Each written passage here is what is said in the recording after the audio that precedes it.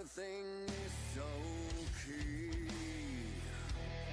So many lies I believed, so much hate I received, I couldn't see. Everything is so key. It's the place I belong. It's the time when nothing can go wrong. The place and the time of my life. It's the place I belong. It's the time when nothing can go wrong. The place and the time of my life.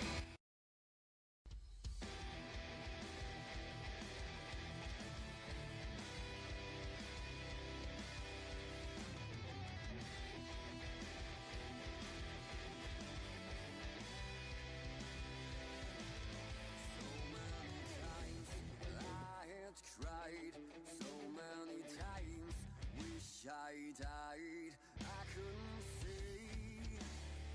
Everything is so key.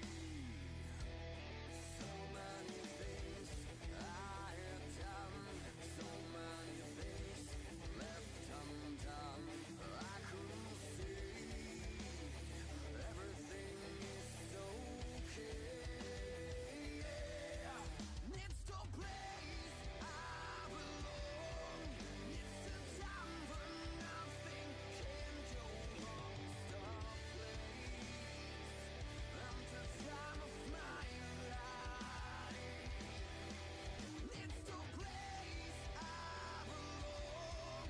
It's the time when nothing can go wrong. The place and the time of my life.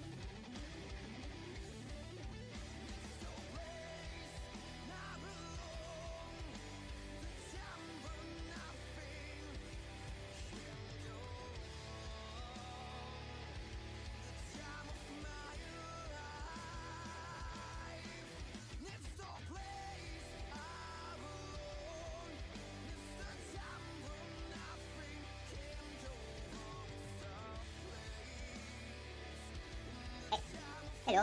Hey. Hello.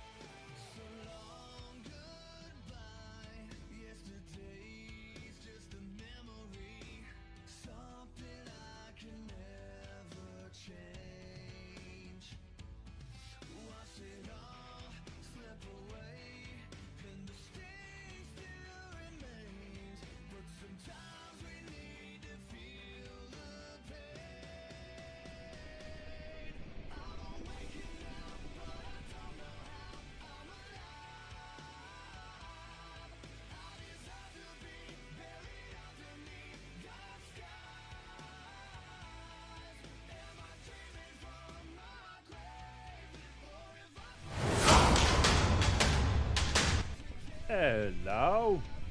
How we doing? Excuse me while I set this up because I forgot.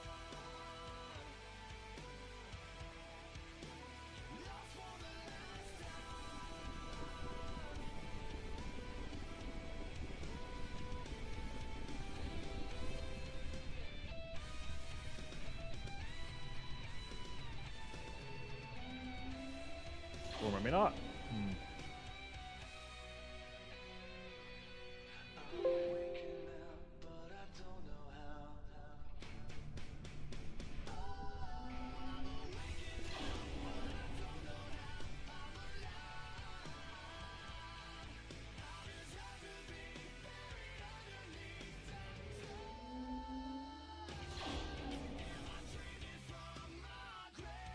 Here we go.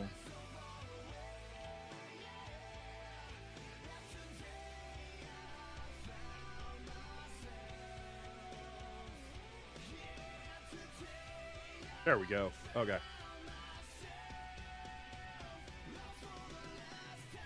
Yeah, I forgot. I am supposed to do it before I go live, yes, but I forgot. Why is my chair so low? Because I'm fat. Pushed it down. All right. I feel tall all of a sudden. I'm not sure why. Yeah, I forgot or just didn't remember. You right. You right.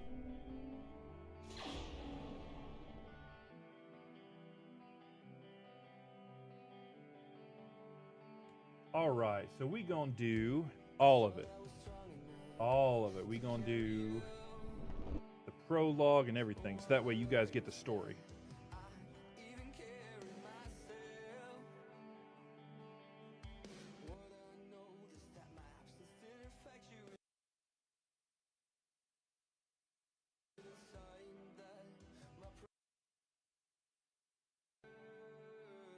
Get that real low.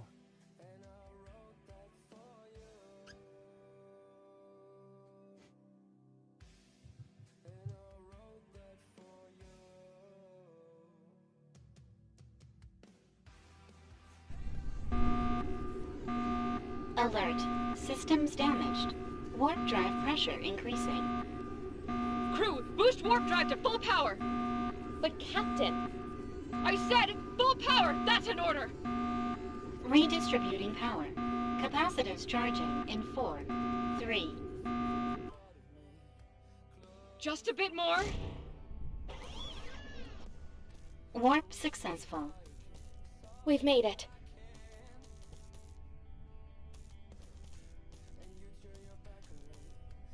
My damage analysis. Starting damage assessment protocol. Testing main engines.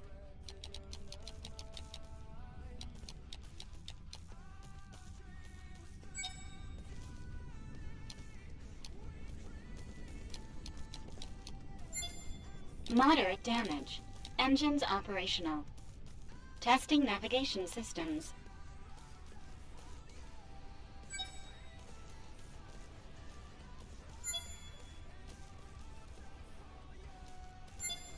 Navigation systems operational. Panda, what's up? Testing power systems.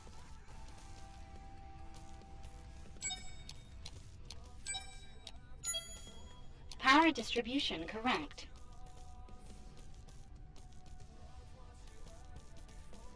Captain, we're detecting warp signatures in the vicinity.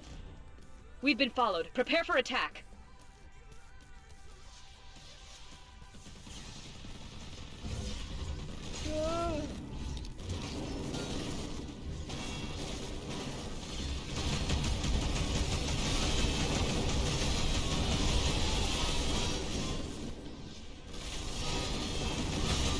Fucking work. That's no good.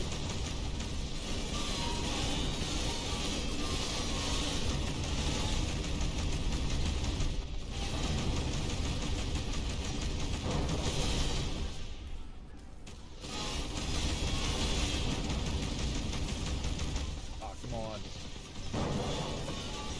Dad, be careful. This might be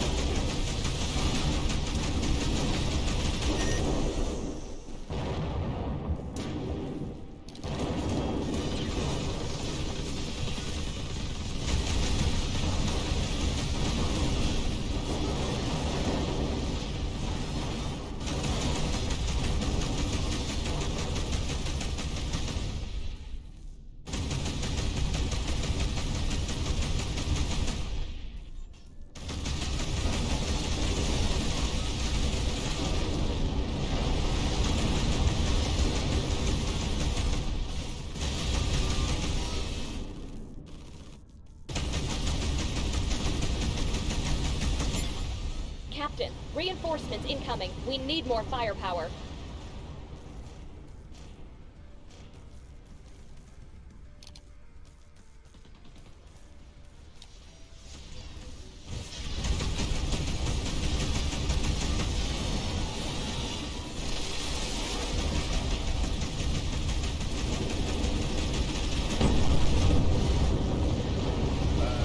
Yup! Come on, kid.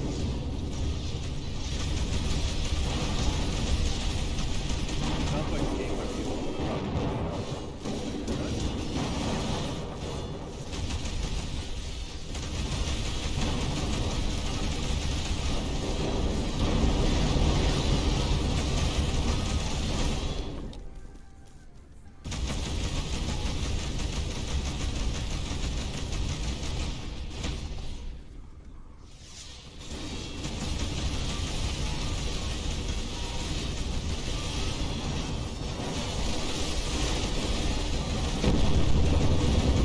well, that's not who I was aiming at, but that'll work.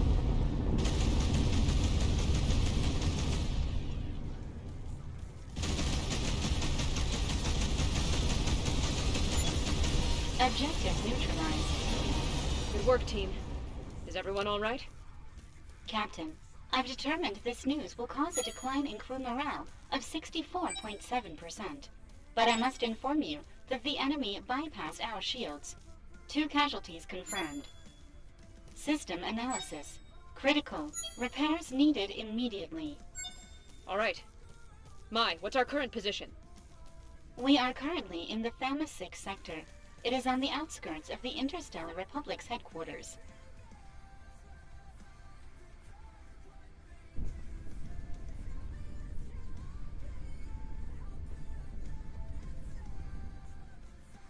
Try that. We should be able to reach it using our drive engines.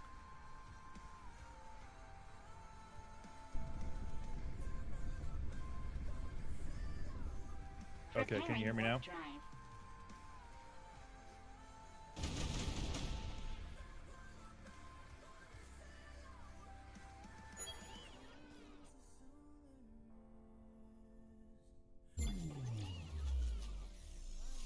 Warp drive engines damaged. Jump impossible. Mai, which is the closest space station in this sector? It's the trade station and Terrace port. Okay. Set in the coordinates. Coordinates set. Mai, situation report on Anteros port. Accessing database.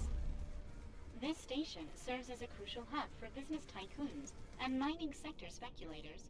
It has a large port specialized for trade freighters that return full of materials from mining settlements. They also swear they have the best beet soup recipe in the universe.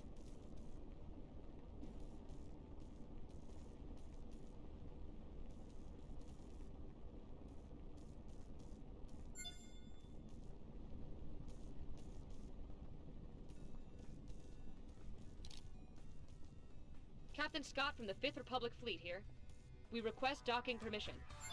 Station control tower here. Dock at the assigned bay. Over. Receiving coordinates. Establishing communication. Docking protocol prepared.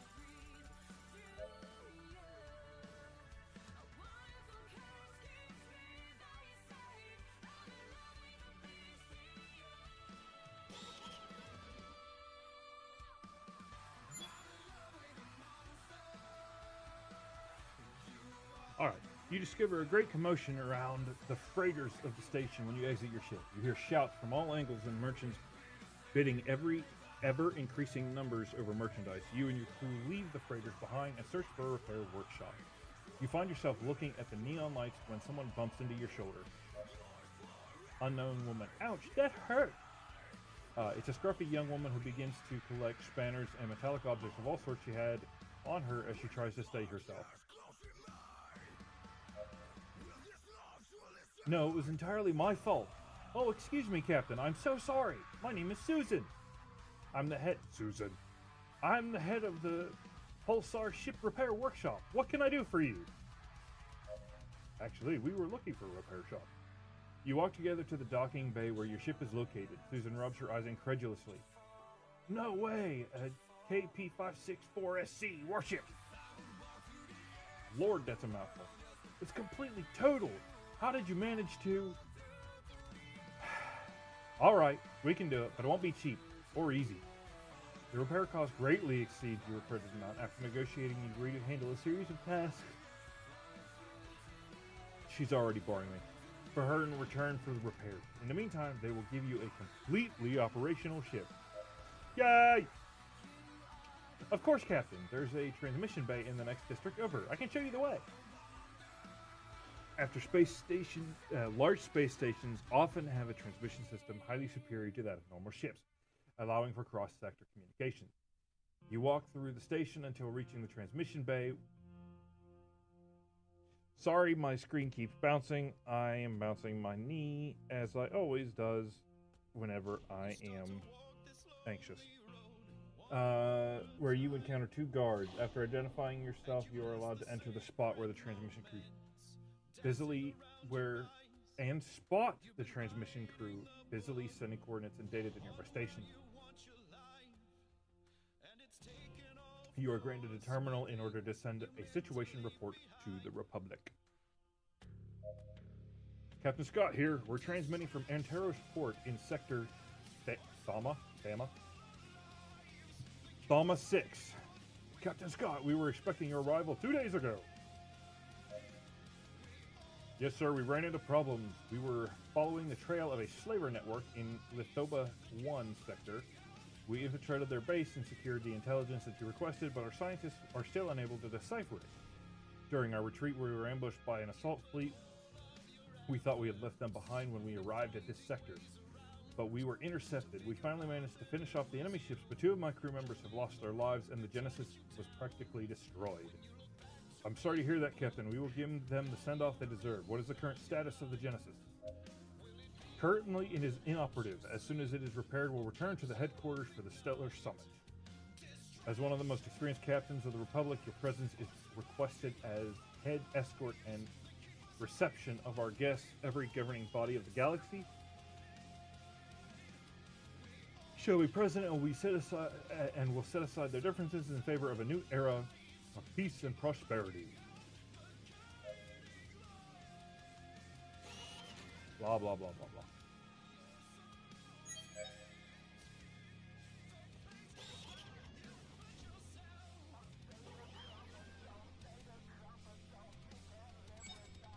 Itty bitty teeny tiny shit. Everyone to their posts. We must find that missing freighter. Captain, do you think it could have been an attack? It's strange. If it had been an attack, the security systems would have asked for a security detail from the station, and they would have come to its aid. They could have used a signal inhibitor to cut communications. The asteroid cluster where the ship was seen doesn't correspond to any commercial route. Decree M22, under Republic law, restricts commercial routes in order to guarantee the safety of its freighters. This behavior would be a direct violation of Organic Space Law 412, Section 2/08.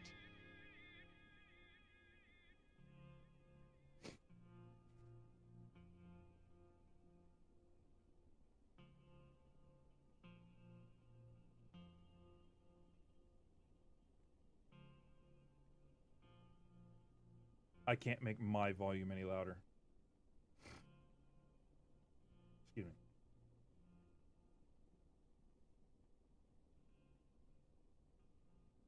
We'll get it worked out. Just keep giving me intel on how my volume is and so on. We've arrived at the freighter's last known coordinates, Captain. It's a little low.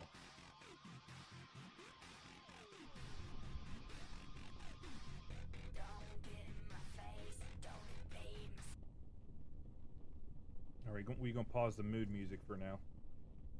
There doesn't appear to be anything here. Mai, can you scan the area? I detect irregular radiation readings coming from the middle of the cluster. Let's take a look.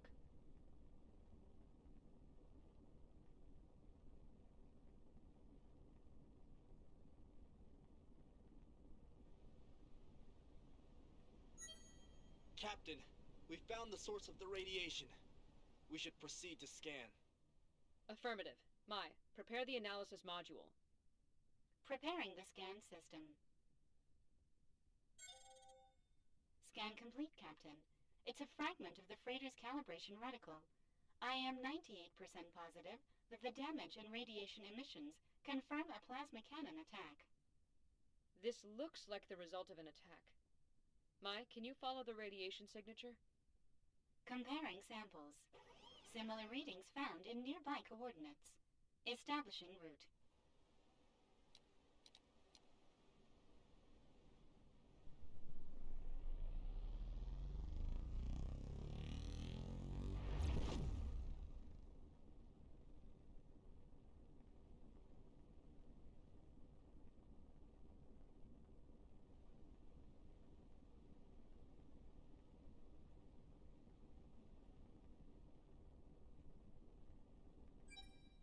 Captain, we're being hailed. Shall we accept the call? Affirmative. Ex-Pleo, commander of the Starship Insurrection of the pirate fleet here. I order your immediate retreat. This frigate is now under our control. Surrender, or we'll open fire. This is the captain of the warship Genesis of the Interstellar Republic. I demand you halt your activities immediately. Captain Scott? Of the warship Genesis?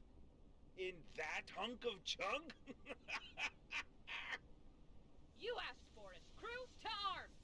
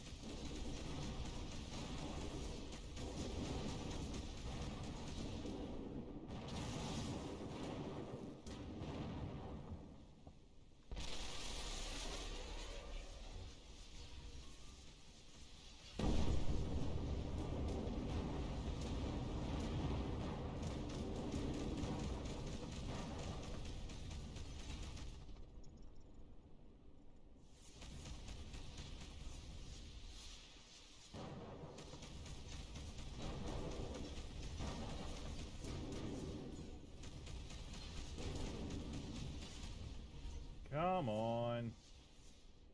Quit running.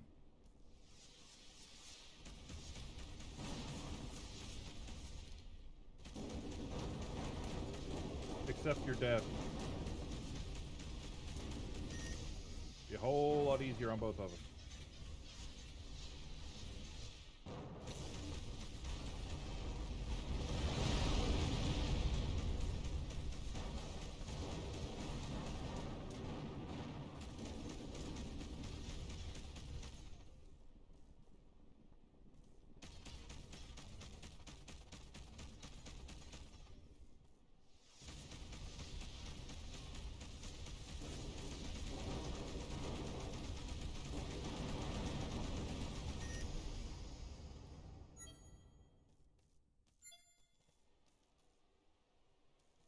Dang, that hurt.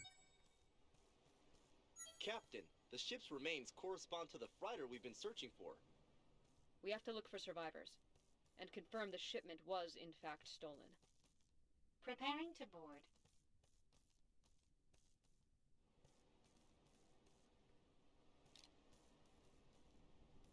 Where? Oh, there it is. Okay.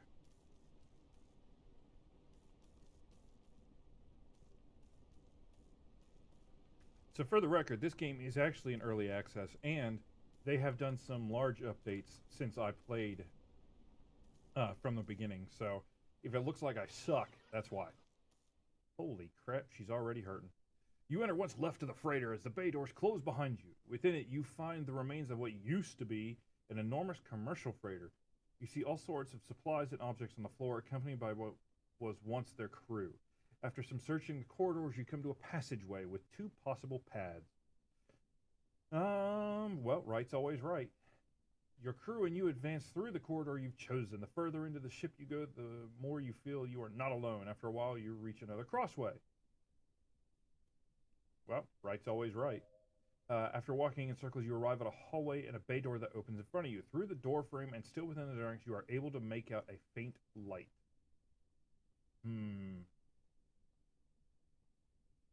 I don't like the feeling of this. Captain, this looks like the Protonite shipment. We found it! One of the scientists advances from within... Okay.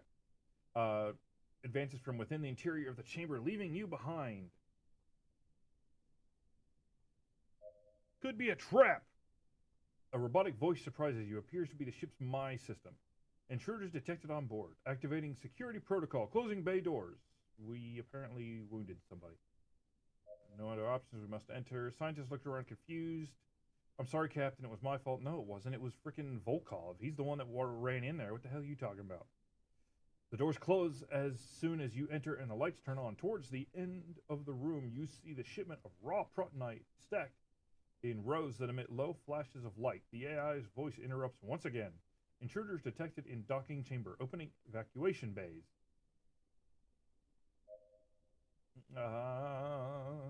Opening suspended, validating credentials. Error. They are intruders. We'll try a charisma roll, shall we? Yeah! Got a 9. Captain, intruders in the docking bay wish to speak with you. After a few minutes of silence, I'm afraid the captain has been indisposed. Temporal register error E2J seconds. Since a plasma ray impacted against the command bridge, he is assuredly in the restroom. Establishing analysis. Probability of intruders not being identified as intruders, 100%.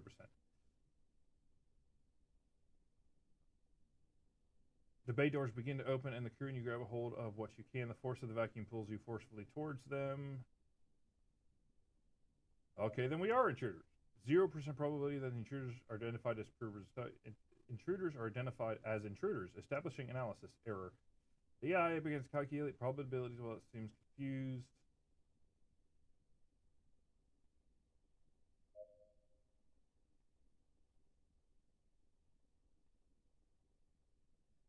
My system has to ensure the security of the shipment and is tasked with eliminating intruders who would take it.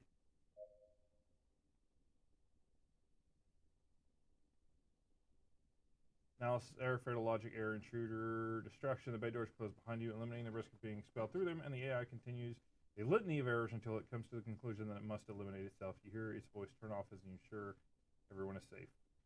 Jeez. Let's go back to the station to inform Susan. What kind of pirates assault a protonite freighter just to abandon it?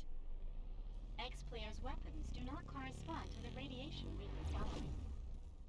Captain, the coded data seems to follow the same pattern obtained in the slaver's base. Our team can't undertake an investigation. We haven't found enough matches.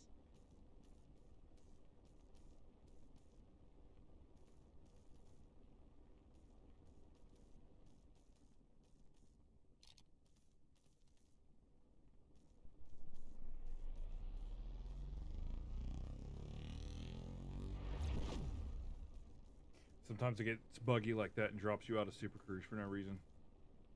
Super Cruise. Here I am talking in Elite Dangerous speak.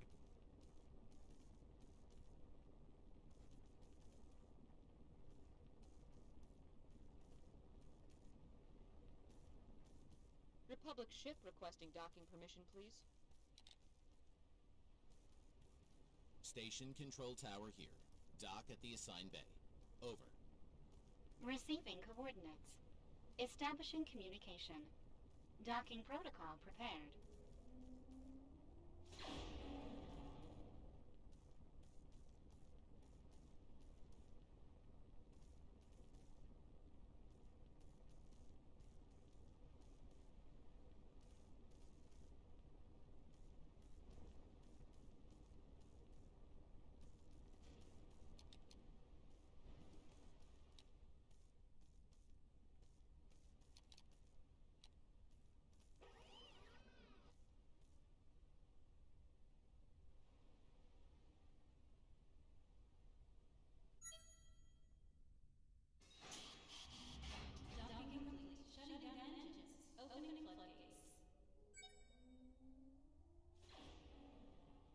After arriving at the station, you go to the docking port where your ship is located. In it, you spot Susan, who rushes out to meet you. You're back! Have you found anything? Susan looks at you expectantly, waiting for an answer. We found a freighter, but there weren't any survivors. Susan looks shocked by the news. After a few seconds, she recovers and begins to speak. That can't be. I've known the pilot ever since we were kids. Were you able to recover the cargo? Yes. Well, at least there's some good news. Our crew is currently working heavily on the repairs. Since you need the ship as soon as possible, maybe your engineers could help us. Could you process the protonite slabs to fabricate a new ion reactor? Of course.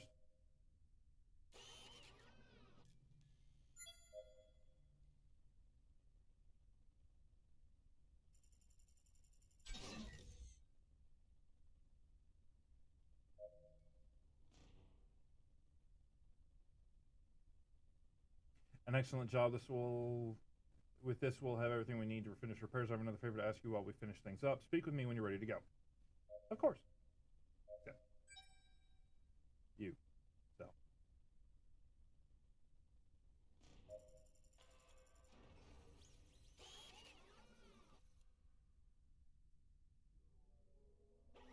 Well, we have a long way to go. We should depart. Engines on maximum drive. Unauthorized order. You lack bridge privileges.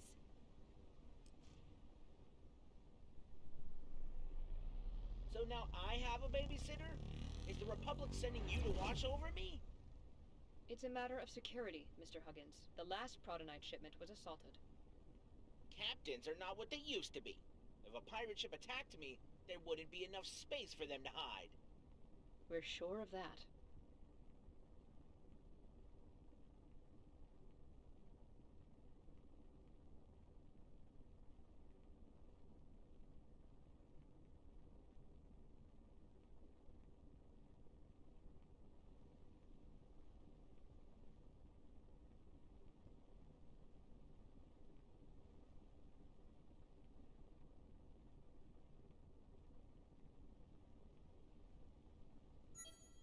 What the hell? These transport ships are not ours. It seems they found a more interesting intermediary than your company, Mr. Huggins. This can't be. We have to register this immediately.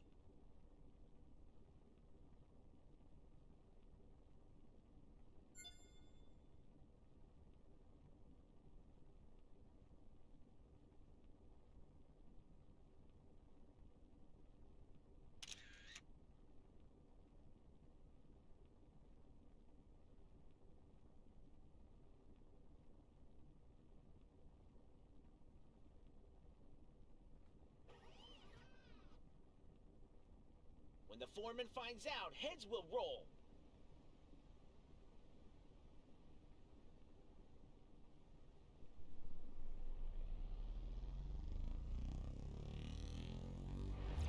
Captain, we have to go back to the station now. What happened? I forgot my lunch. Mr. Huggins. False alarm, I found it.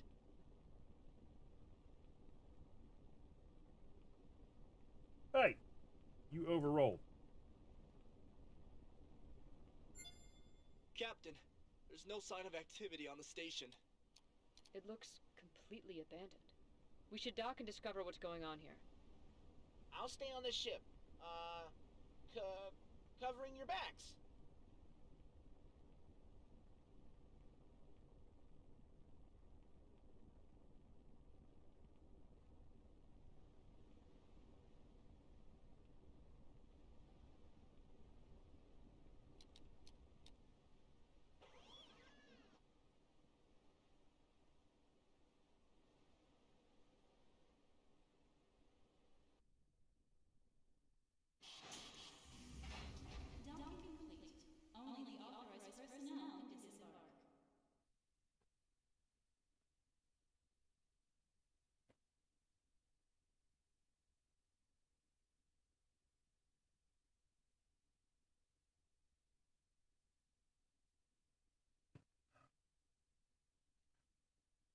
The dock bay doors open, and the captain and her crew arrive to a large reception hall. It currently only has emergency lights on that show the remains of broken furniture strewn around the floor, forming a large mounds of rubble. Look for survivors. Within the darkness, the crew discovers buried bodies among the remains of the station. Upon digging one up, they discover that he is still alive, badly wounded. They came, we resisted. The man moves his arm slowly and pulls out his ID card. He offers it to you and finally dies. Grab the ID card and let's go. You advance through one of the hallways guided only by the emergency lights. On the walls, you can see scratch marks and blood illuminated softly. After a while, you reach a completely sealed bay door. Next to it, you can see a small keycard reader. It is currently inoperable. We need to reactivate the energy flow in order to advance. You search the chamber for an emergency terminal to reboot the systems. After a few minutes, you find a room that contains generators. Captain, we've detected an anomaly in the generators. We could use the remains of one of the destroyed machines to make them work again. Go ahead and try it. Roll dice.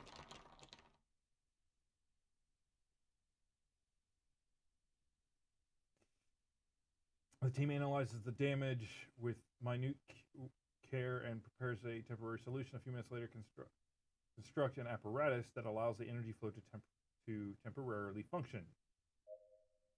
You advance through the hallways. On the walls, you can see scratch marks below you. See the bed door and insert your key card. You advance through the hallway and search the different rooms that you find. You arrive at the bridge, where the log of recent dockings or events must be. The large computer that occupied the room is completely destroyed. You continue advancing through the smaller chambers without any luck finding anyone nor clues as to what could have happened. In one of the workshops, you find plans for a weapons prototype. Maybe your engineers can make use of this. Leave the station. There's nothing else we could see. So? We've looked over the station. There are no survivors. But this can't be happening. We have to inspect the last station. I think I've had enough. We should head back. This oversteps your jurisdiction, Mr. Huggins. You can come with us, or you can stay here. You decide. This is an outrage! You guys are kidnapping me! Preparing the jettison hatch for immediate exit. Alright, fine. I'll go with you.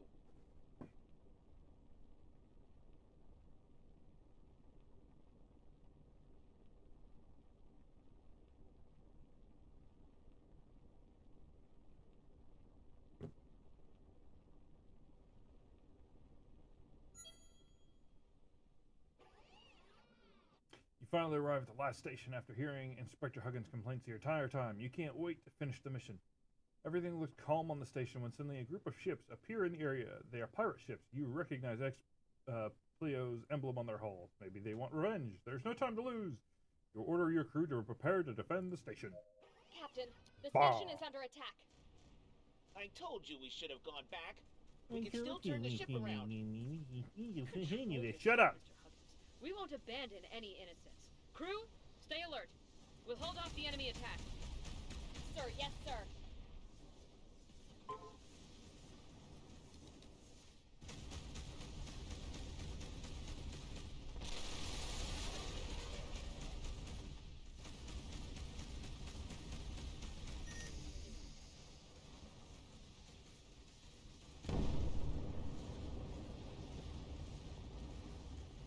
Absolutely hate the laser guided system.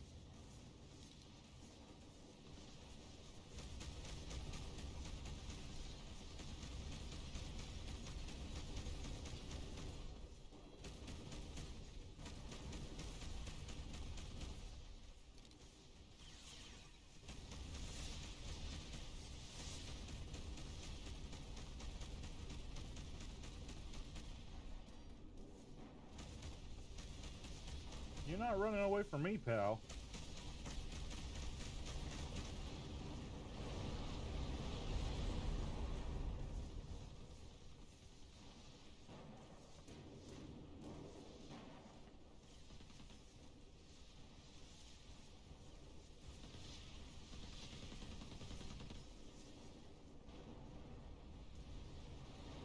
that worked. After the skirmish, the mining station's director thanks you. Thanks, Captain. Those pirates appeared out of nowhere. They wanted to keep our protonite extraction. We're lucky you arrived when you did. Are these attacks normal?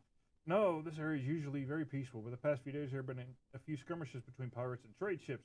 If this exceeds any other incident we've had to date, do you have any useful information or information that could be deemed useful?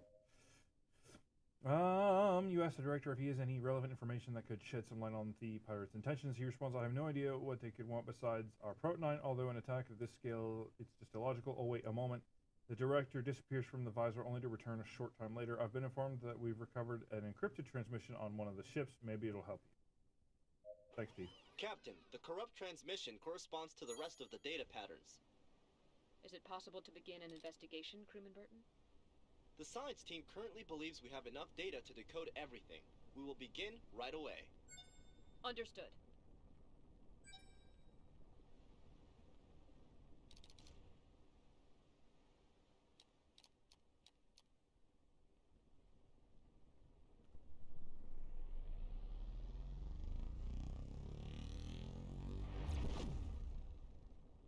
Yes, I've been making choices the whole time.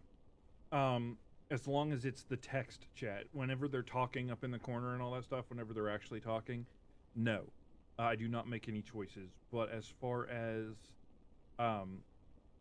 like, when you see the windows pop up in the middle of the screen, yes. Why am I yawning? Yes, I do make choices.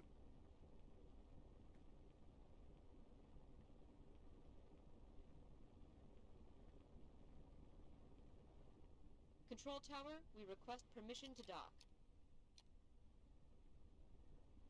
Station Control Tower here. Dock at the assigned bay. Over. Receiving coordinates. Establishing communication. Docking protocol prepared.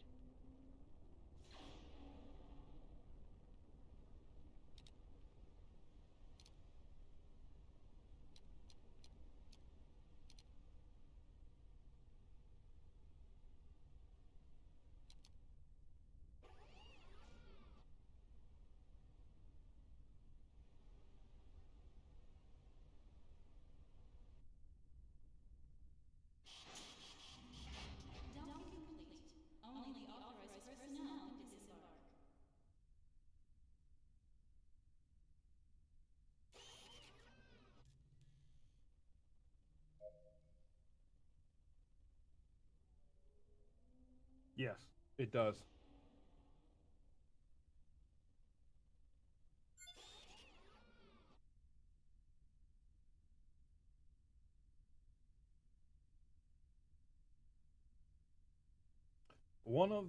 Once back at the station, Howard says his goodbyes with a few words and he leaves the group. Susan comes up to you with a more cheerful demeanor. You're finally back. Inspector Huggins looked a bit out of place. Did everything go well? It's best not to ask. Wow, I'm sorry to hear that. Susan looks away for a few seconds but recomposes herself and resumes the chat rapidly. In any case, we have good news. It was tough, but your ship's repairs have been completed. I guess this is goodbye. Don't be strangers and come visit if you are ever back in this sector. Of course we'll see each other again. Captain, our scanners detect multiple signals in the area. Maybe we should investigate them before warping to Tacit Stella. Perhaps someone needs our help. No. No.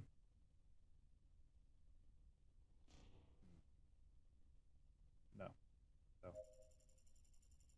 No. No.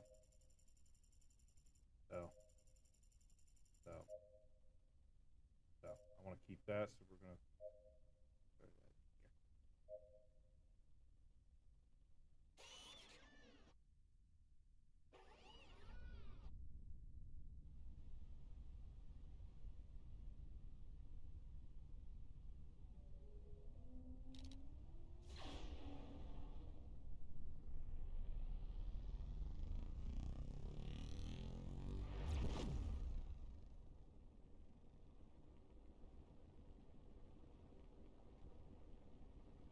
This is actually still the prologue, too. We haven't even started the actual campaign.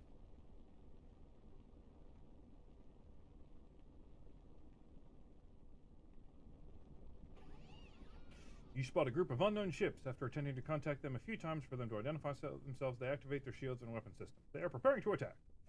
They leave us no other choice. All crew to battle stations. Prepare to die. Prepare We'll to see shut about up. that.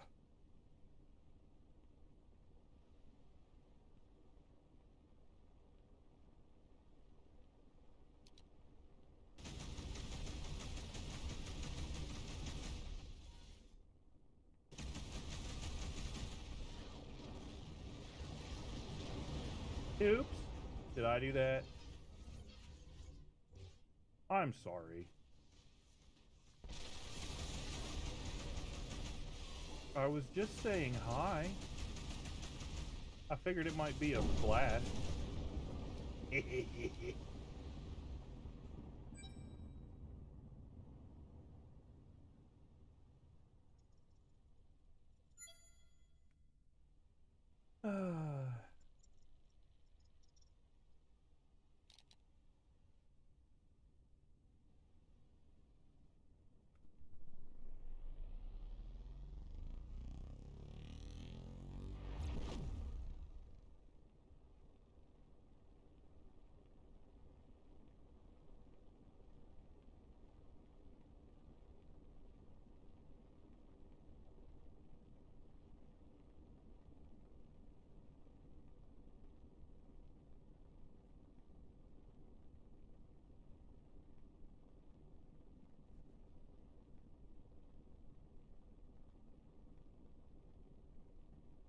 Why is that?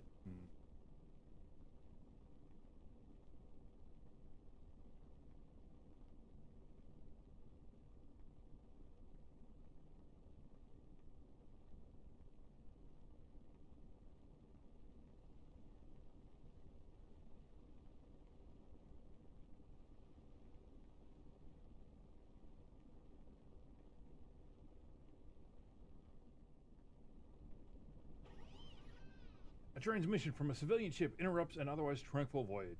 Captain, thanks goodness you arrived. A terrible disease has spread throughout the crew of my ship and some of its passengers as well. Sadly, we don't have a medic on this ship. It could be quite serious.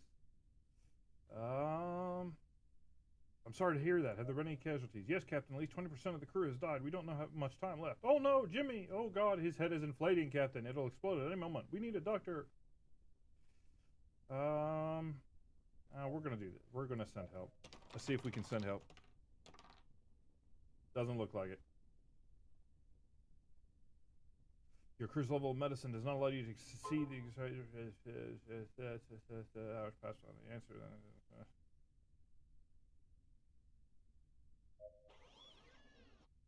I tried it. Give me just a second, guys. This is gonna bother me. I don't know why it's behind that. It's supposed to be on top of that. There we go.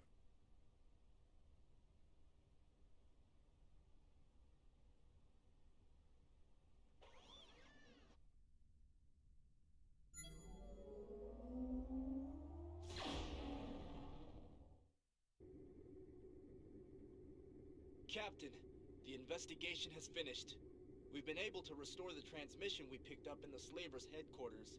I think you need to hear this immediately.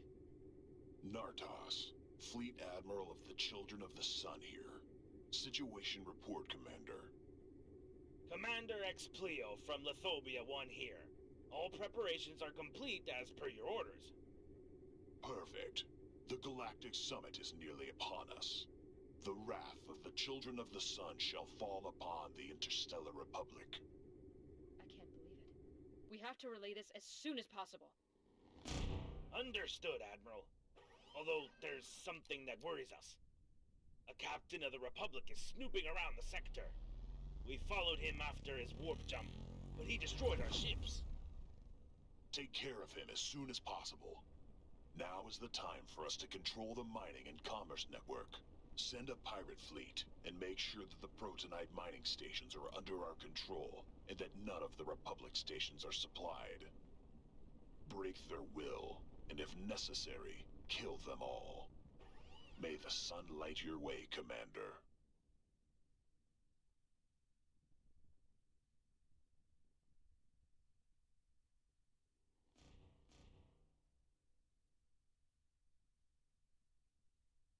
We welcome you, captains. The reception is awaiting you on the docks. All representatives and diplomats shall be escorted to the Senate chambers, where the summit shall begin.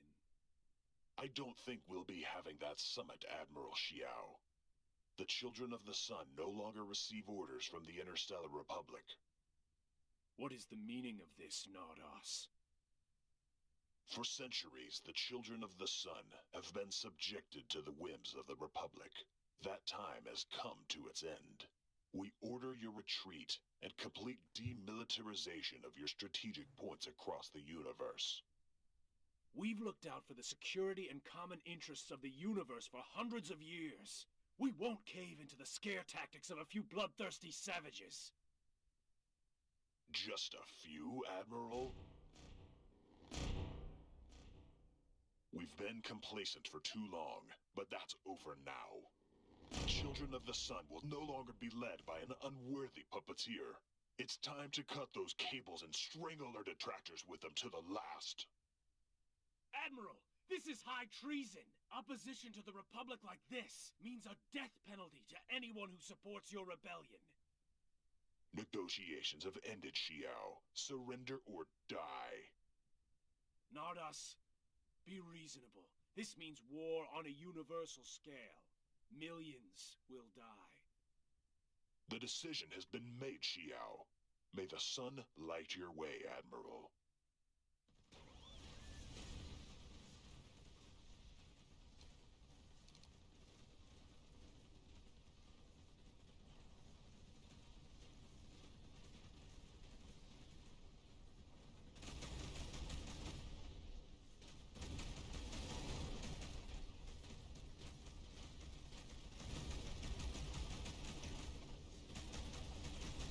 The Children of the Sun are attacking the headquarters.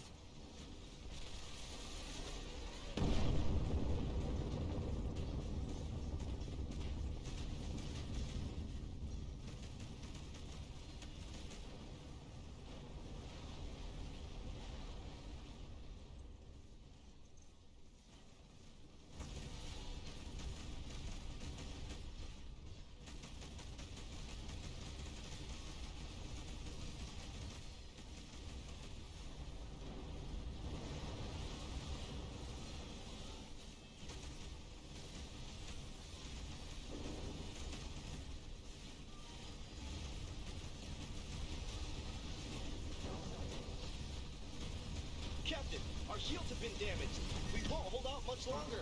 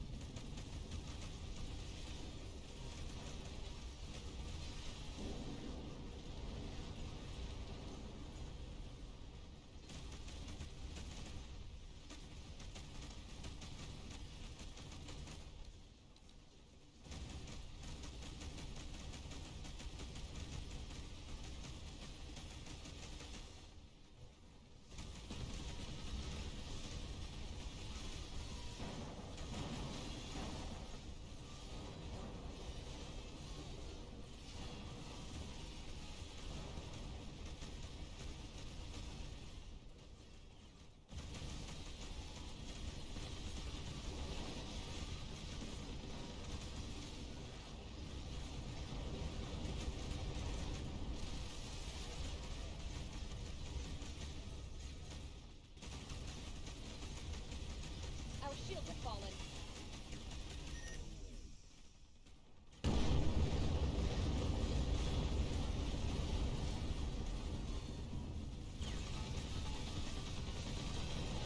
The Children of the Sun are focusing all their fire on the station. The chances of the station resisting this attack are 0.057%.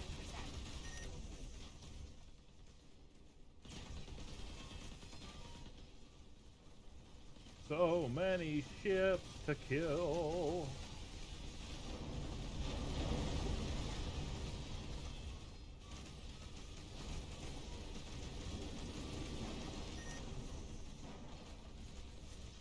I can't even navigate very well because there's so many ships that have been One of our destroyed. engines has been destroyed. I hate it when they do that. Captain, the headquarters is at a breaking point. Come on. Come on. Structural damage to the headquarters rising. Explosion imminent.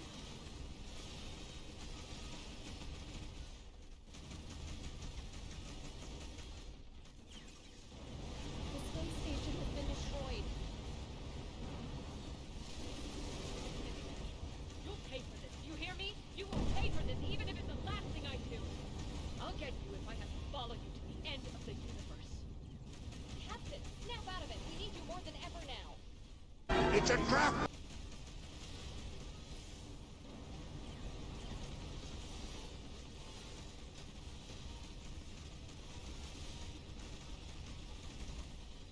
What's up, Sturgis?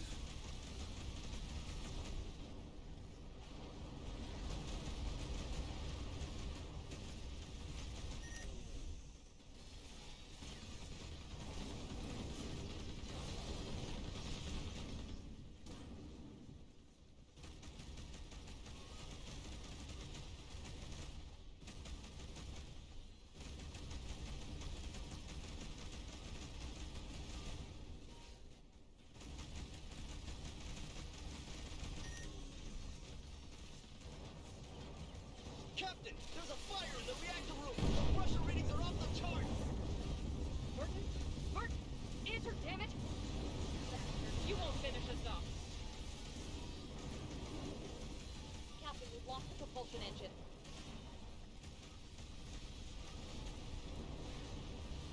Is that all you got?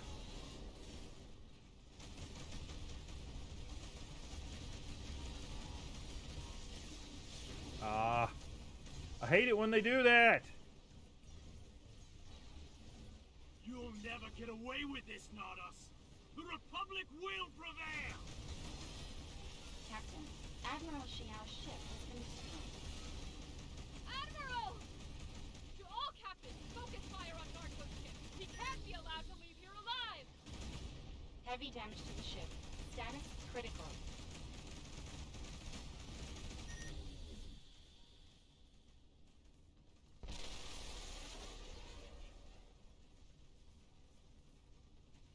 Come on. God, it takes forever.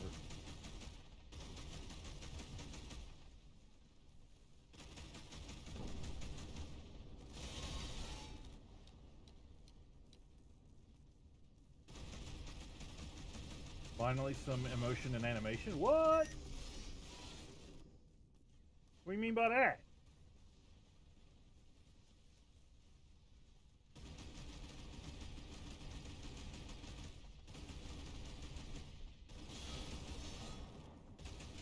I will redeem that in just a minute.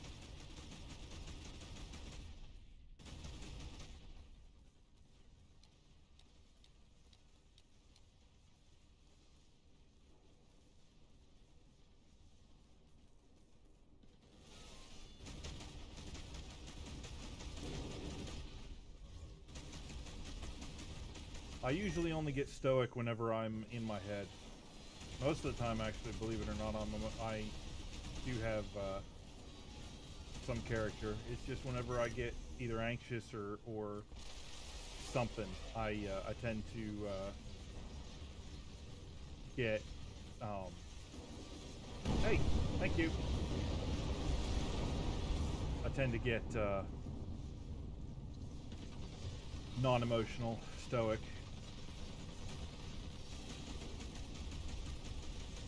Especially when I'm streaming, because I get into my head about not having very many viewers and stuff like that.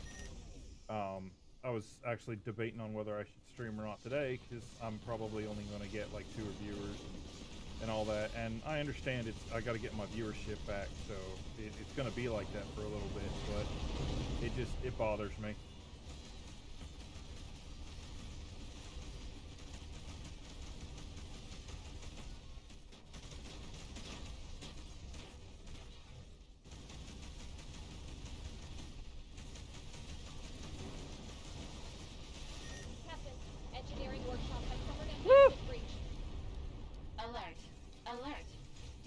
Collision imminent. I coupled against that Whoever freaking he is, ship. leave the room immediately. That's an order. Sorry, Captain. It's too late. I have to close the doors to avoid the entire ship's decompression. Don't do that, do you hear me? I forbid the closing of those bay doors! Manual lock activated. Closing bay doors. It's been an honor, Captain. No!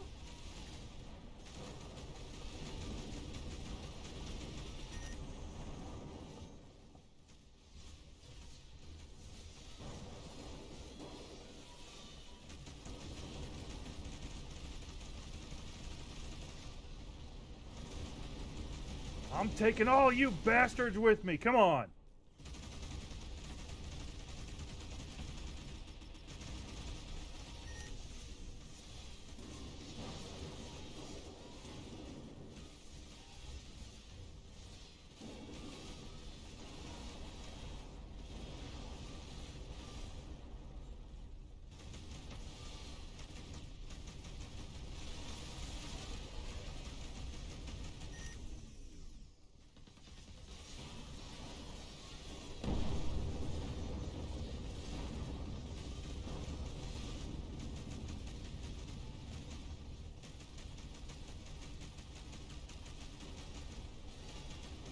I don't even know how many ships I've taken out, but holy crap.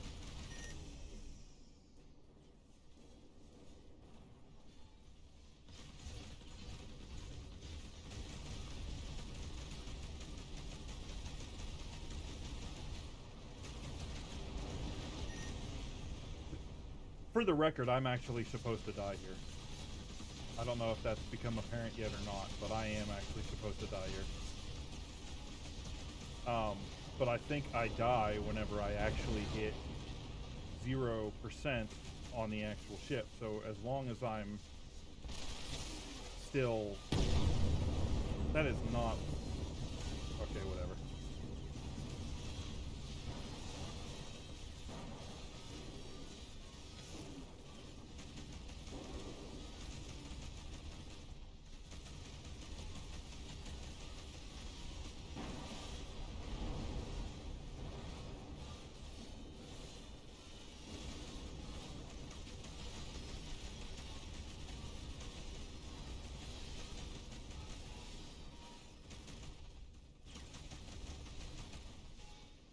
Yes, this is still part of the prologue.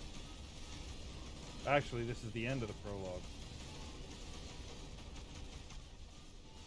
And I cannot believe I am still alive.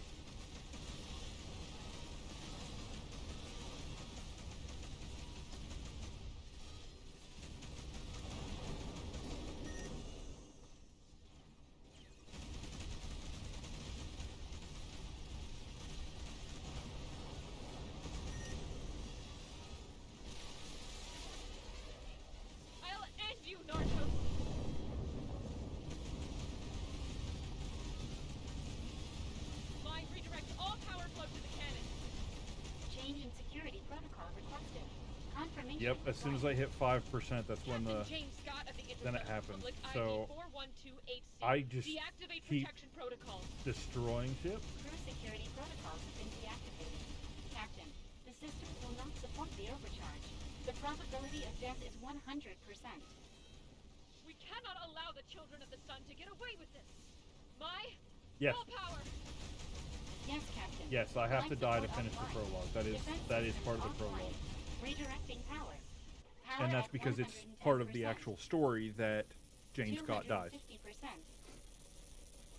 500%. 1000%. For the Republic!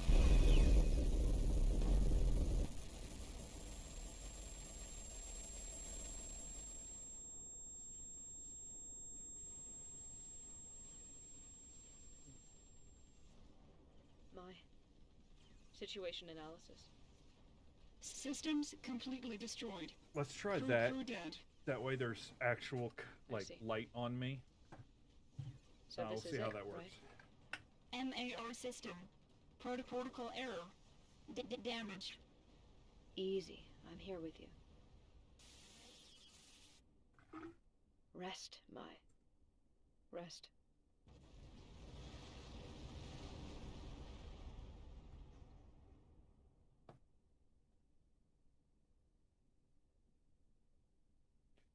Skull, Sturgis.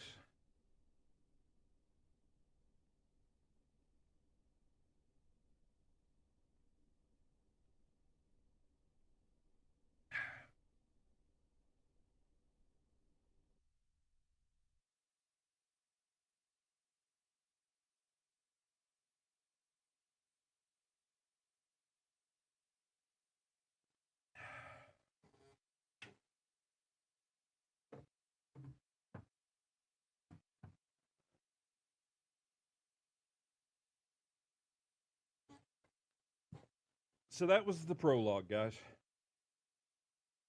Now we'll start the campaign. Okay. We're going to go normal. And normal. Enable. We'll enable dice combat. We're going to disable negative attributes just because I don't want to deal with that. Because there's some pretty rough ones.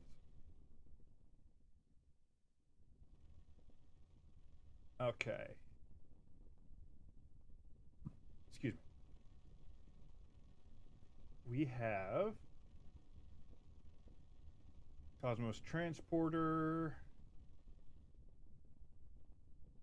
the Infinite Astral,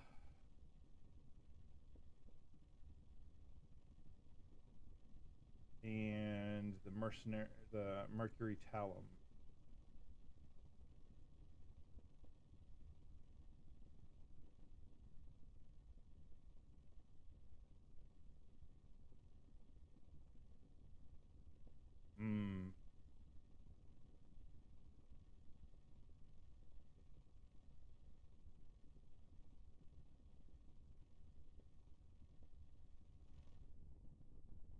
Now, last time I played, I went with this one. I went with the Infinite Astral.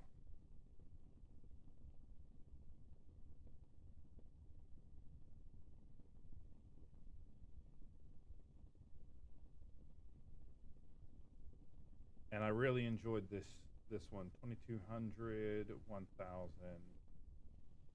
2500, but only 900. 16 and 13. That's a weak one.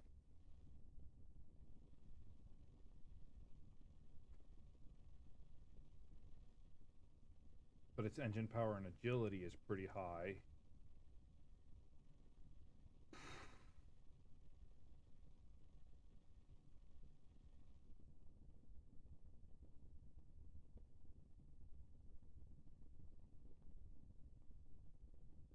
We're gonna go with the Infinite Astral again.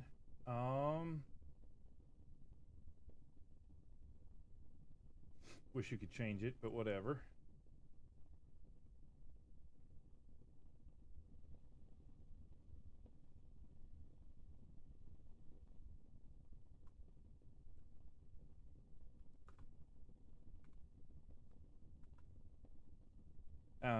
Gonna name it the Blue Devil after I just watched Sonic the Hedgehog recently. We're gonna go with that. Yeah, that looks good. We're gonna go with that. All right. Okay, now this is where you can choose your stuff. Let's see.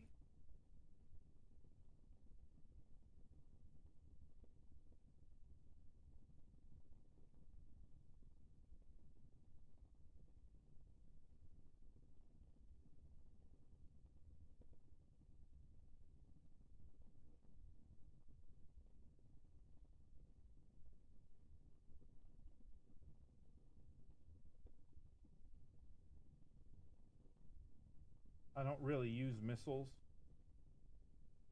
I don't really use lasers either, but this is a good setup here.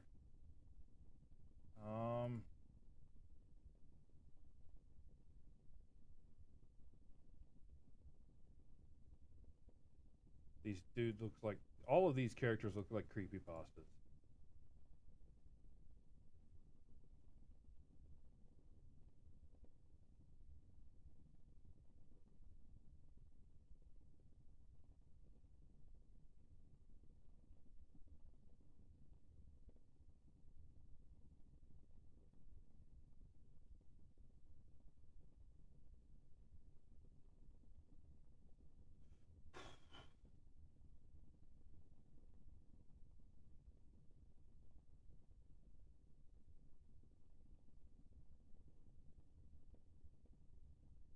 No, you can pick female right here if you want to.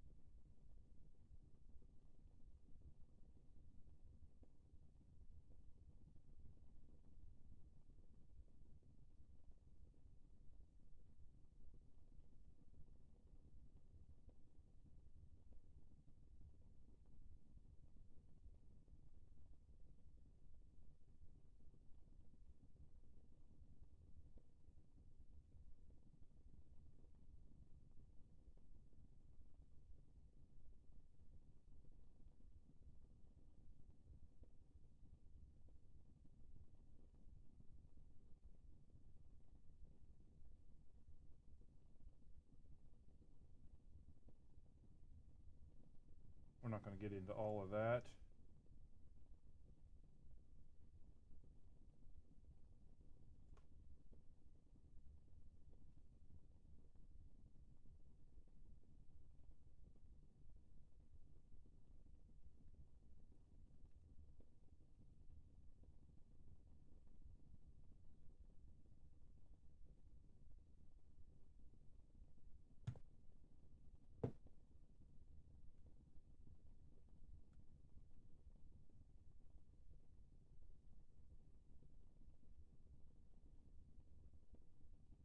I'll go with that.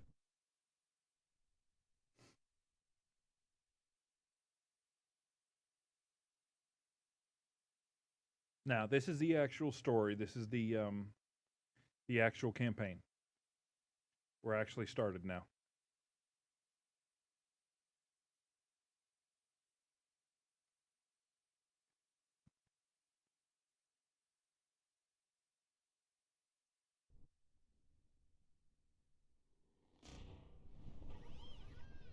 Captain, we're in the sectors adjacent to Tacet Stella. The War Council will not be held for another 2 days. Understood, May. We'll take advantage of the downtime to supply our ship and patrol the area. Input coordinates to the nearest space station. No need, Captain. Our power levels will let us fly for at least another 2 weeks. We've spoken about this, May. The crew is exhausted. They've been eating nothing but synthetic proteins for a month. They need a breather. Aye, Captain. Coordinates set.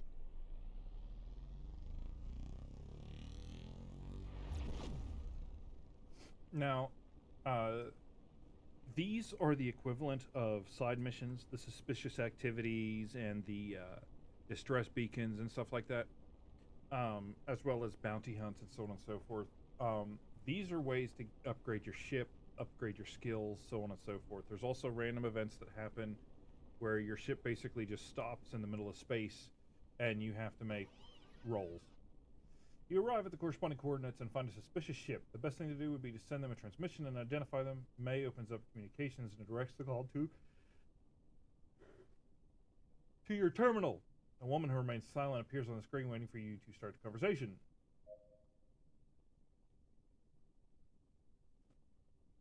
Oh, greetings, Captain. We're the Zodiac ship's crew. We're passing through. We transport a shipment of food and mechanical parts. Okay, so where are you headed? To the port of Anteros, Captain. We actually are pretty late. We must keep going on our way. Mind if I take a look at the cargo? Roll dice. Of course. Nervous woman accepts your ship's coupling after passing the cargo hold. You crew welcomes you and guides you to the ship's hold. You spend some time checking some of the bunkers without finding anything. Normally you'd leave it there, but certainly they were hiding something. It would have been enough for the captain's company to clarify everything would have said. 5 crew members were standing by as firm as statues while checking the hold. Check again. The 7. Your attitude is allowed to use CP your arm on one of the chest full of bearings, and you immediately notice the trick much earlier than expected. You touch a tablet that doesn't correspond to the depth of the container. It's a false bottom. With a glance, you make a sign to the crew who look towards your hosts who are drawing their weapons. Take cover! Roll dice. go with defense.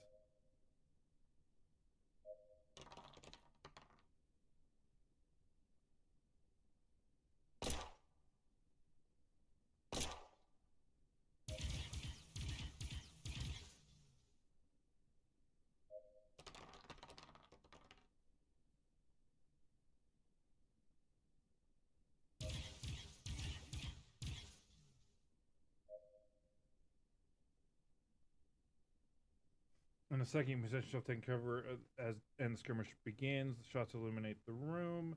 Unpacking some of the chests that dropped their contents, it was clear they didn't care much about what was in them. Just a minute later, you can only hear some pieces rolling on the floor. You've finished the crew.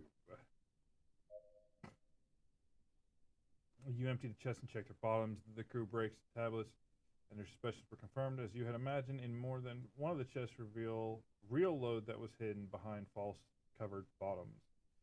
Also covered up by the mechanical pieces to confuse whoever opened the containers. Nearly a dozen containers were carrying vials of setar resin, a highly toxic substance for humans and highly prized on the black market. Confiscate cargo, go back to the ship.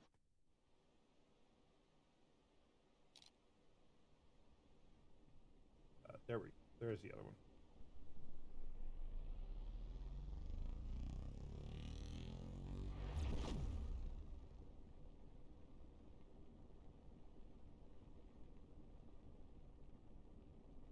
You still there, Sturgis? What are you doing?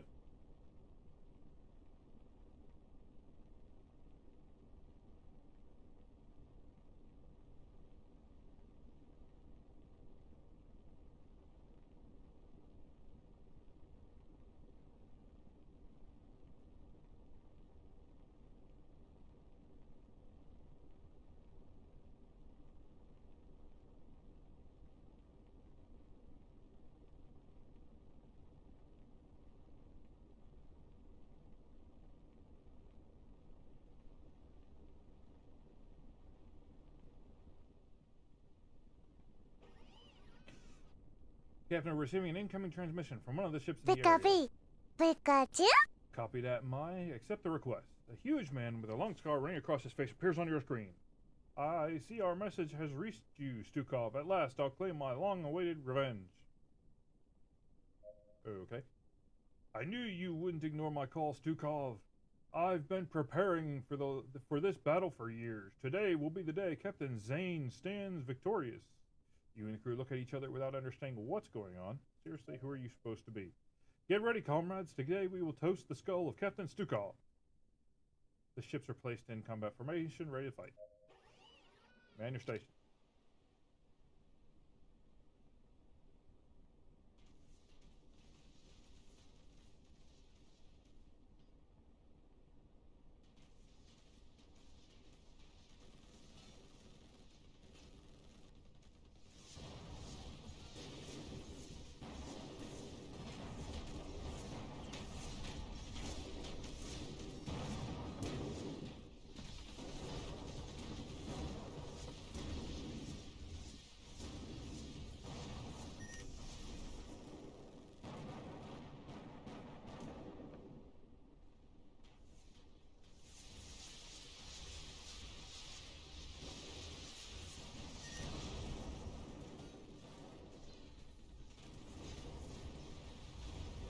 The enemy ships has been destroyed.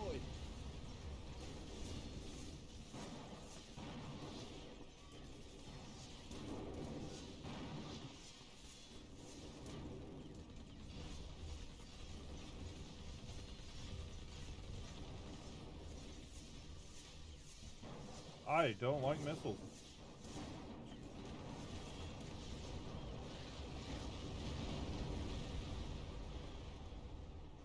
You've beaten me once again, Stukov, but I'm telling you, this isn't over yet. I won't rest until you and yours have been destroyed. Captain Zane will crush you, even if it's the last thing I ever do. Ha ha ha. You're certain it's the first time you've ever seen this guy. If you'd ever come across a 6-foot gorilla with huge scar on his face, you'd remember it. Before you have time to react, you see the warp engines on Zane's ship firing up. Don't let him escape. He's going to escape anyway, so I'm not even going to try to shoot him.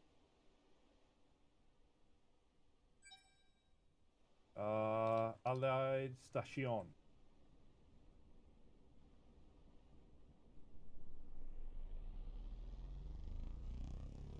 By the way, as I said, this ship is named the Blue Devil. I named it after the what one of the townsfolk in the Sonic movie called Sonic. Really should watch the movie. It's good. Oh, getting ambushed. Activate the shields! All hands to battle stations!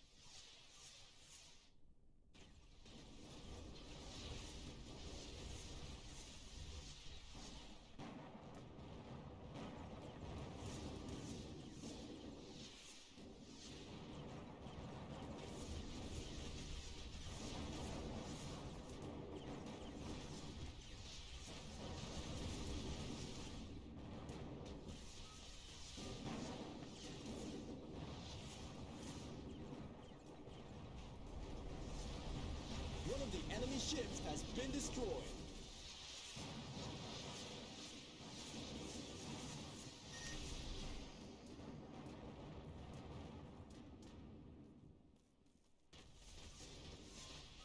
Really don't like my choice of weapon.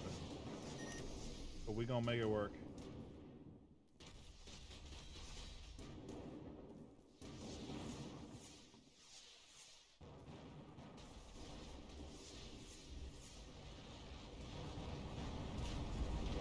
Get!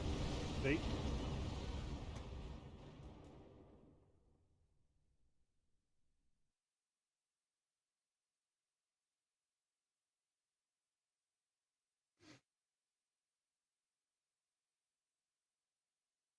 Those missiles are awful. And I just remembered I picked a captain that has better lasers, worse missiles. So I'm at a huge disadvantage right now.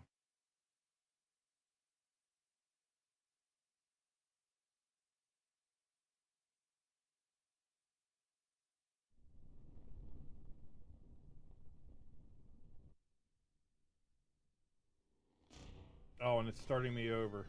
Of course.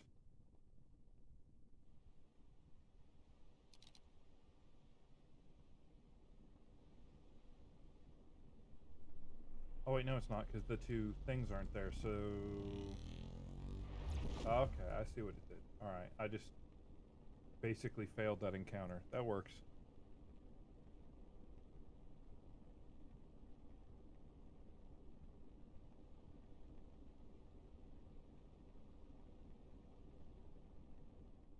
Republic ship requesting docking permission, please. Welcome, Captain. Dock at the assigned bay, please.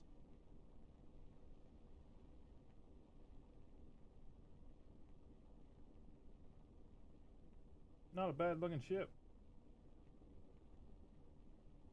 I feel like I could have designed better, but I mean, that's just me.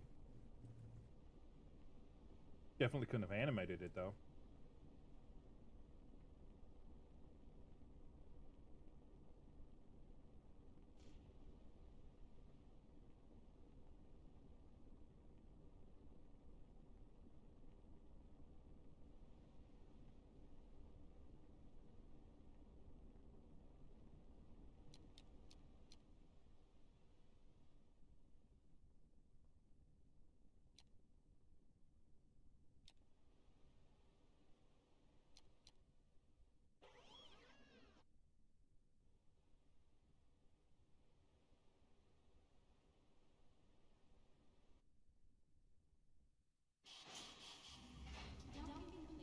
Only the authorized personnel can disembark.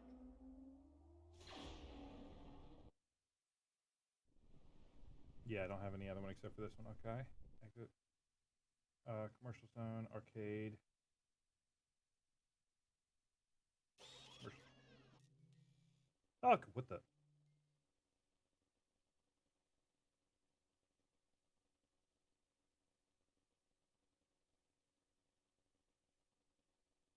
What are these? I have never seen these. Mercenaries? Oh! Oh. Oh.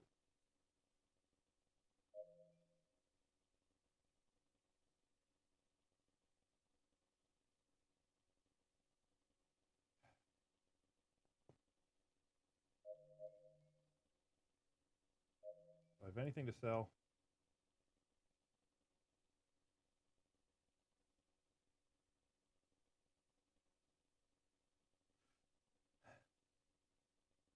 I've got to deal with these guns, and crap. Okay.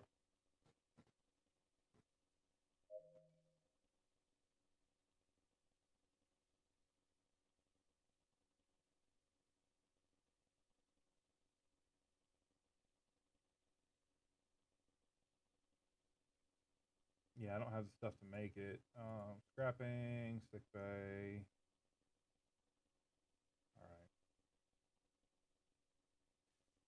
All right. Darn, they must have added these recently.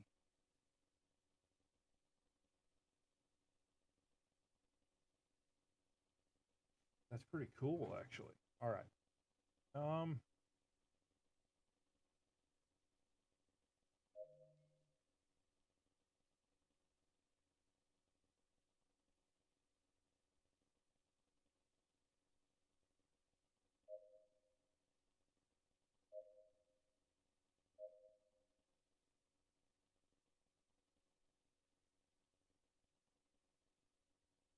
Excuse me.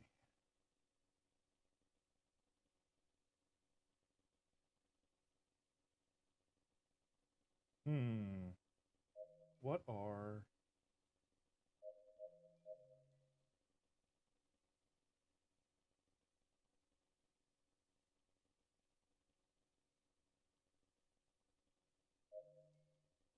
We are going to go full projectile. Okay. This.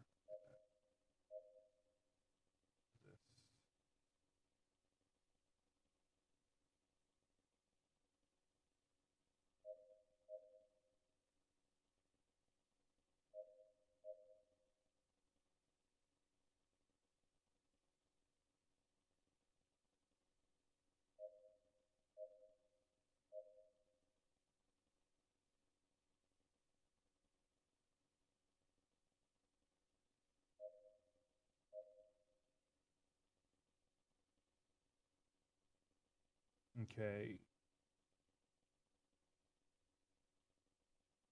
Scientists and...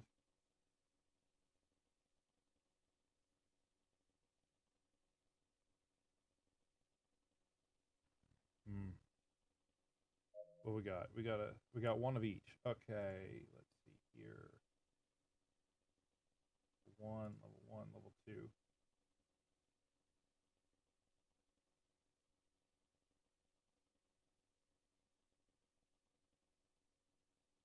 Ma!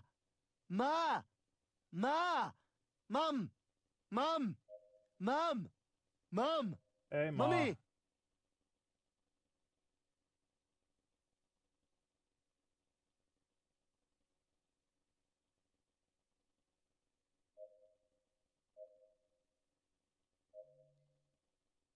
All right, we're going to go with those two. She needs healing. That heals pretty good. We ain't going to worry about that too much. Station.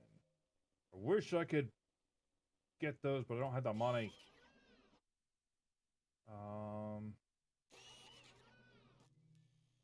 Don't have any missions either. All right. That's the arcade. That's nothing important.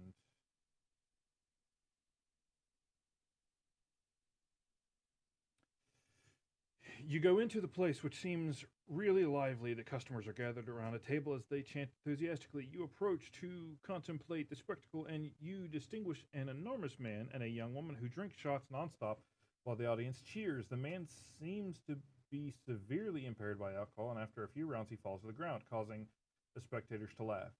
"Oh, you didn't even give me a good warm-up. Is there any other brave man who thinks he can challenge me? Yes, you, the guy with the goofy face. Would you like to try your luck?" I don't drink while on duty. "I'm sorry, Captain. Don't listen to me. I think the liquor is starting to take effect. The best thing for me to do is to go home. Those who remain give you looks of irritation for you cutting off the fun. It wasn't your fault. The annoying woman had taken it out on you, and the last thing you needed was to put up with the nonsense of a couple of drunks."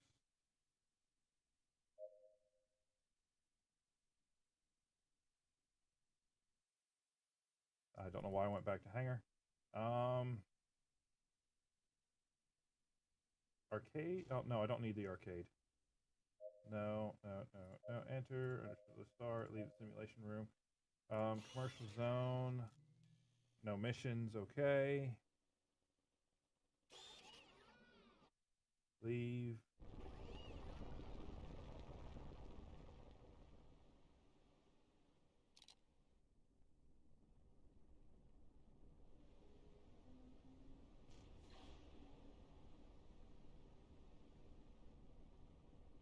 Let's see here. Where am I? I'm here. Oh, they have a shipyard. Okay.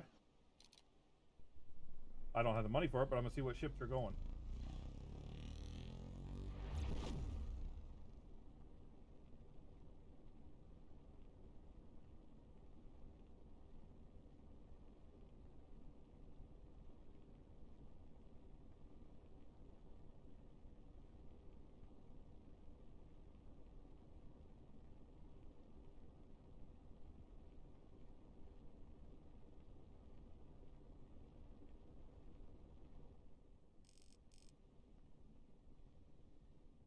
We've been in your septic. Activate the shields! All hands to battle stations!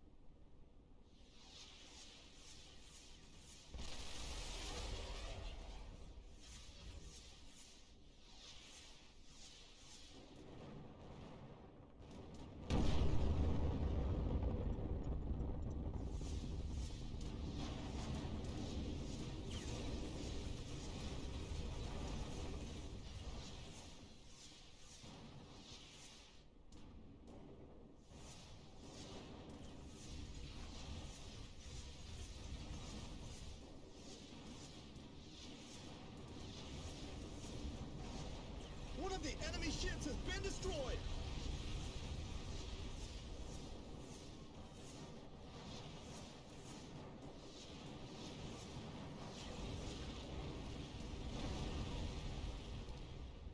Well done. May, send a damage report to my terminal immediately.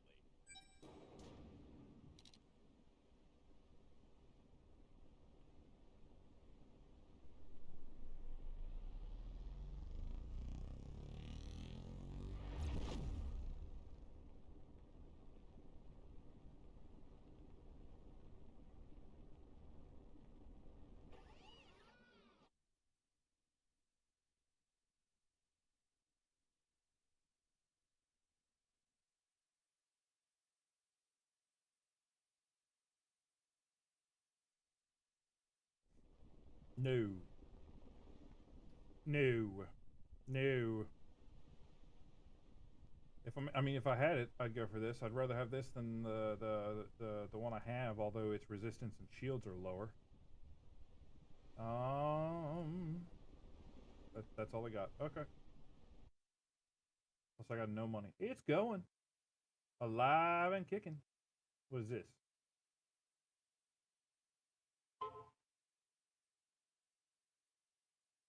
The stadium roars with excitement as you listen to the engines of the racing ships warm up. The new season had just begun, and the stadiums are filled with avid gamblers waiting to make a fortune and enjoy a spectacular race. Go inside.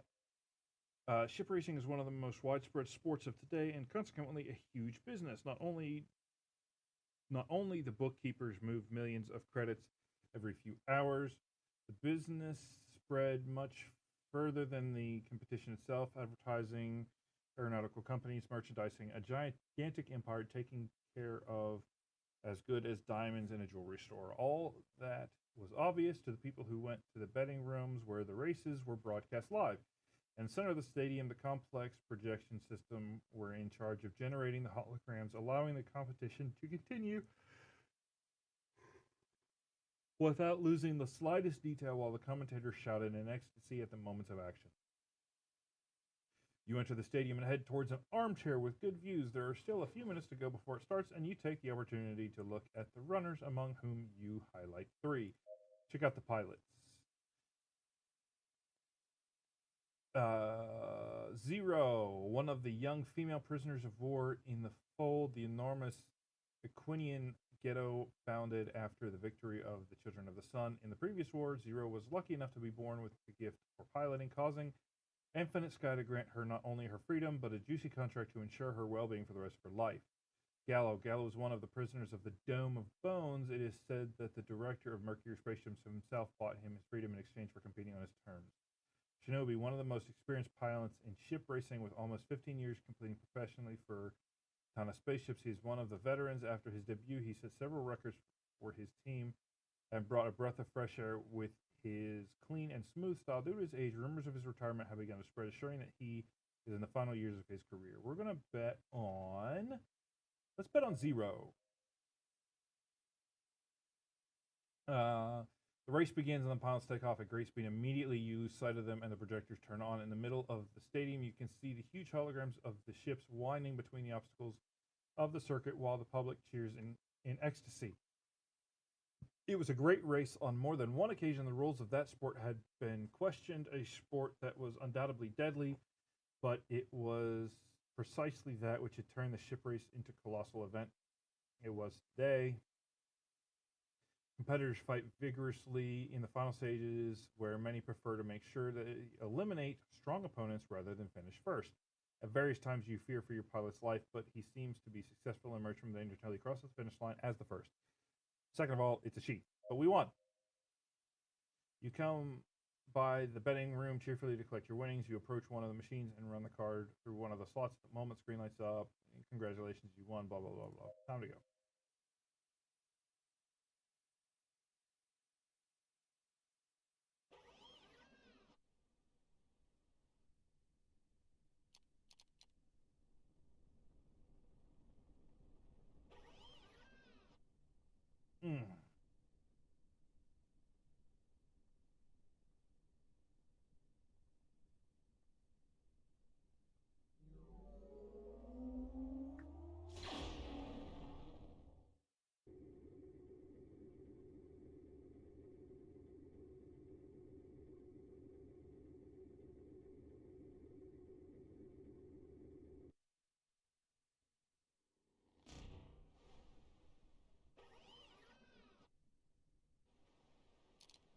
Distress signals.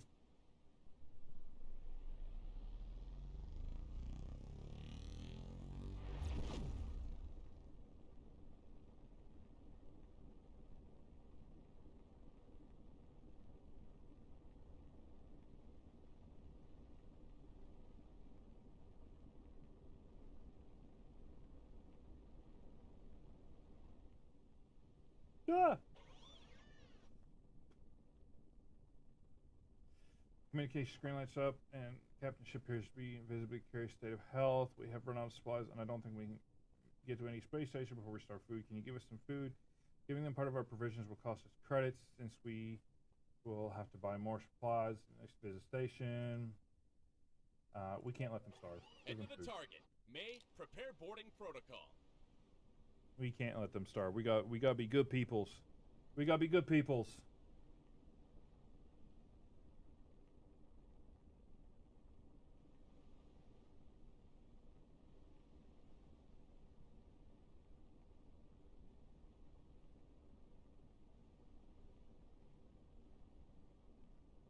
And plus, I just won some monies anyway, so not taking a loss too much here.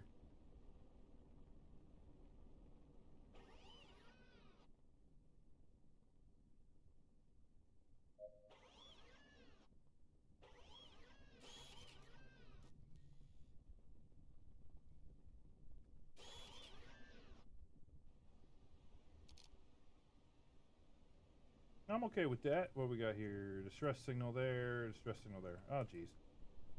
Everybody's just in trouble in this this system. What the heck?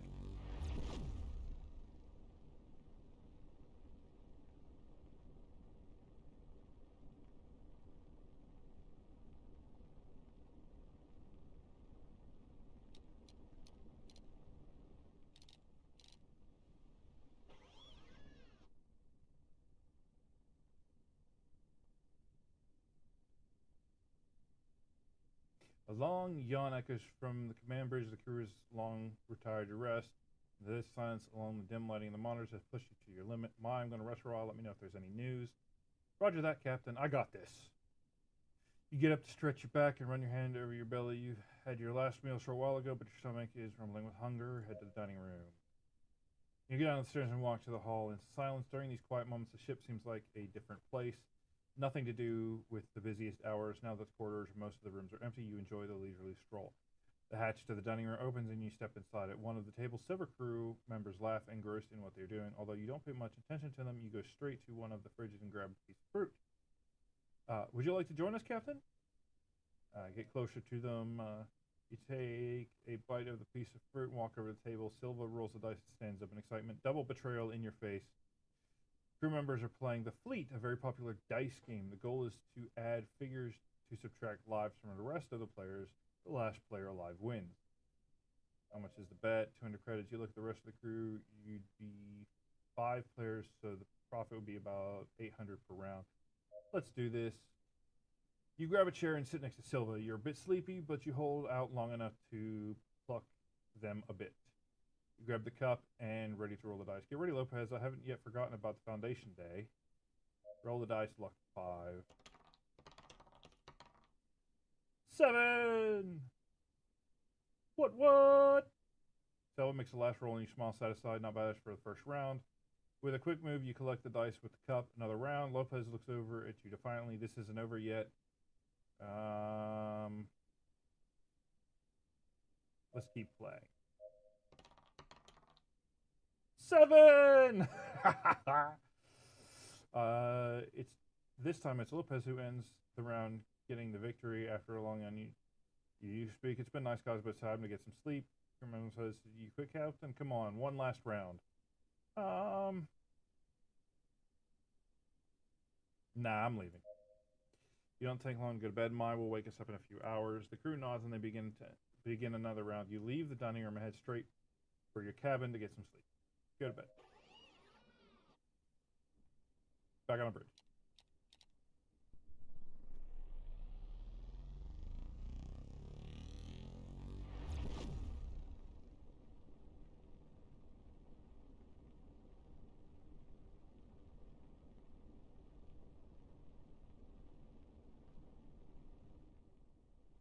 And intercepted.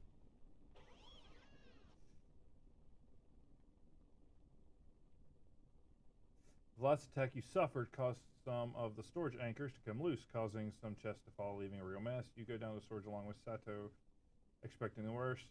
Damn it, it'll take at least a couple hours to reorganize everything. Tell Silva and Saraiva to come help us out. Sato goes down after a while to get the two crew members. You distribute the work and quickly begin the tasks. You're in the middle of counting the supplies you picked up when a scream shocks you. Crew member Silva, shit, it bit me, but what's this? You run to where he is and stop at once. You see the strange creature that had come out of the box that Silva organized. Don't move. It would be difficult to describe exactly what the creature that had crept into your ship was. This semi-liquid looking creature twisted itself as its body formed tentacles in all manner of shapes, covering a bright sphere in the center. It was the first time you had seen something like this. Whatever it was, it tried to slide in the opposite direction as it used its tentacles to roll around on the ground and run away from you at full speed. Captain, don't let him escape. Find something to lock it up in. You look everywhere in search of a container to put it in, and you get the vacuum bell used in the ship's laboratory. With caution, you approach the creature with the intent of catching it, but it's faster than you thought. You try again a couple of times, but it seems to pitch movement. We must flank it! I'm not going to get this. Nope, 6. You put yourselves in your positions, trying to block its escape route little by little. You narrow the creature until you leap over the creature with the bell in your hand. The creature feels the danger and immediately splits in two, causing you to miss. Both sides run, scared, until they meet and merge again. With a face of astonishment, you see as it rolls up to the small slot in the airlocks to go through it. Great, now I'll have to look all over the ship.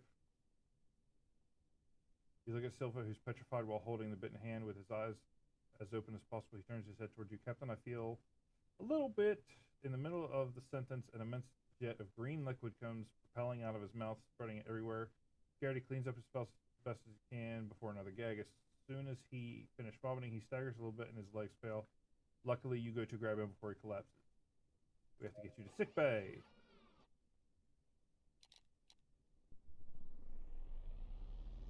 Wait.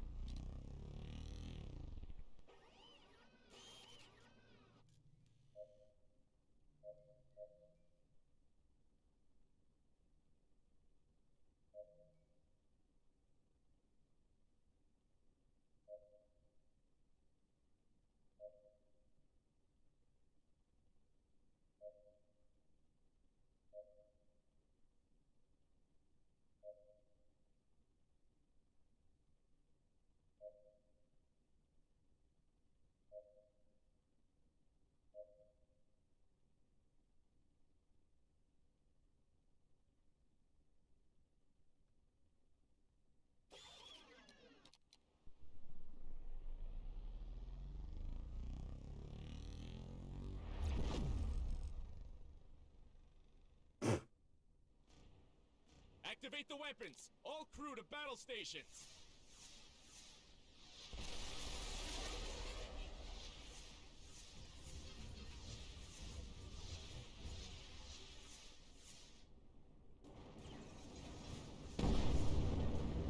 Bye-bye. Enemy ships has been destroyed.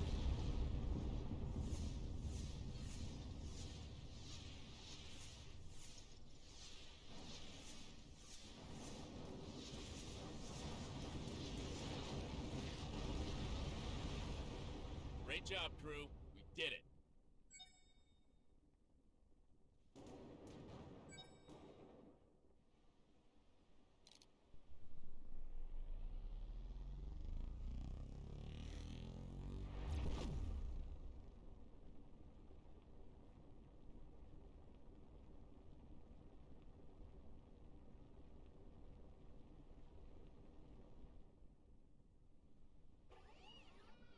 Once you've confirmed the signal on the monitors, you can glimpse an abandoned ship through the bridge's bay window. Immediately after seeing it, you get the chills. The hull seems intact, and the distress signal, coupled with the lights, which were still online, confirm the power system was undamaged. Your terminal lights up, and the crewmate Wu gives his report on the situation. Captain, as the ship's crew is unresponsive to our incoming transmissions, we will keep a safe distance until further orders. We must answer the distress signal. Pilot, take us to the next target.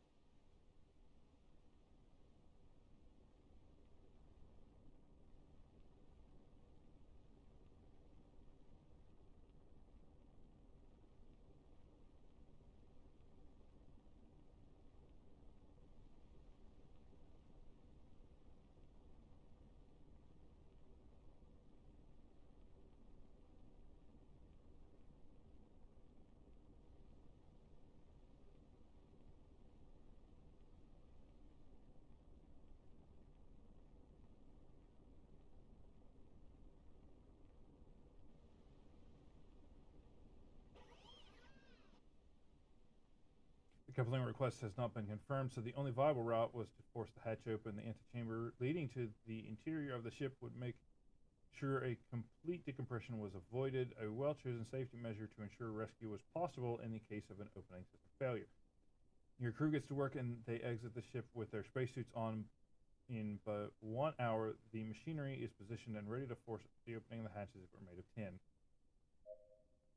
You board the ship and make sure the power flow is stable. Upon confirmation from the engineers and receipt of the toxicity readings from the scientists, you proceed through the decompression room and remove your helmets to continue investigating. You traverse the corridors with caution, alert to any signal that might imply imminent danger. Silence. Absolute silence. Not even the slightest sound comes from any of the rooms you leave behind. This was baffling. The ship was in good shape even though the crew had disappeared. You hoped that at least the My System would shed some light on what has happened. We will stick together. I don't like the way this is going. Following your orders, the crew takes positions. You go through the corridors together in search of a clue or signal until a snap behind a hatch puts you on alert. You raise your hand to indicate to the crew following you that you're going to enter. You activate the opening of the hatch and the room access port opens wide. Enter the room. You enter the room, which is in complete darkness, and start up the lights. A repugnant smell assaults you from the interior, but you are not able to identify its origin. You push forward, examining the terminals in search of any traces of survivors, but it seems like the My System is inoperative, which makes the likelihood of finding anything in the ship's log impossible. You are in the middle of operating a terminal when you hear a smash followed by some screams behind you. Investigate what is happening. You turn around and observe in horror as Sung falls to the ground. Meanwhile, his attacker, gripping a stone the size of a not-so-small book and covered in your crew member's blood, looks at you with his eyes wide open.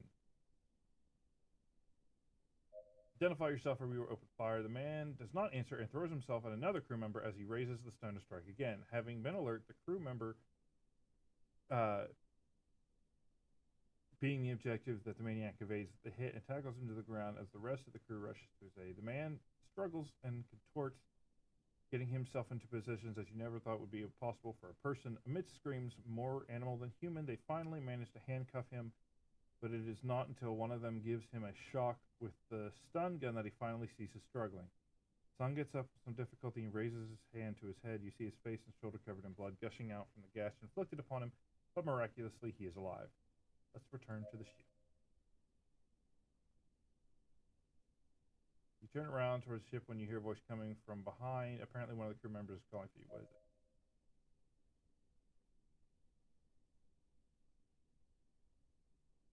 Suddenly you feel your hands grow heavy and look down at them. The same stone the man was clinging to before he was handcuffed is now in your hands. You do not remember when exactly it is you picked it up, but you can see that it's some sort of tablet. Let's head back to the ship.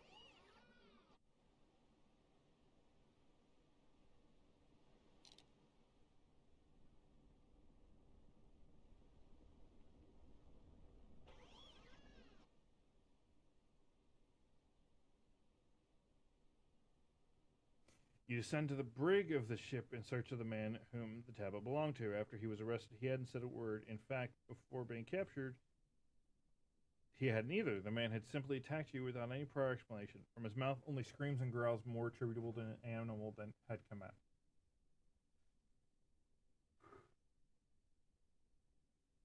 You approach a force field of his cell and observe him, completely paralyzed and shrunk into a corner. It's difficult for you to hear it, but he seems to be emitting a weak, pitiful cry. There were many questions that needed answering. Who was this man? Where did he get the tablet?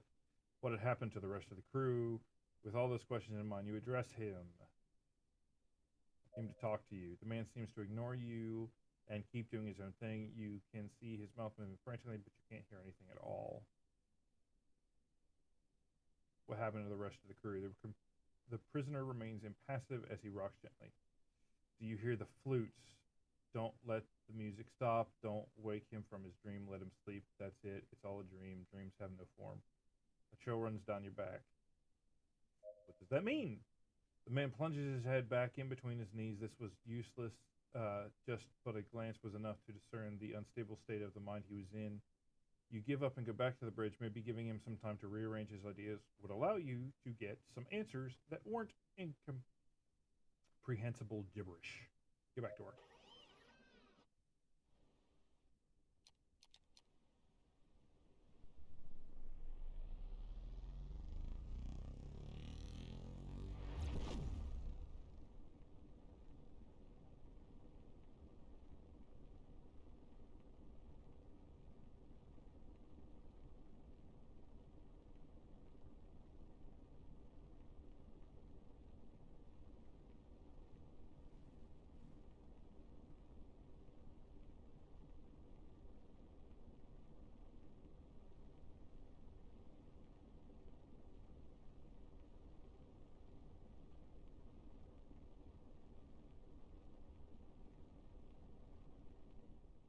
Republic ship requesting docking permission, please. Welcome, Captain. Dock at the assigned bay, please. I'm gonna have to turn that down just a little bit.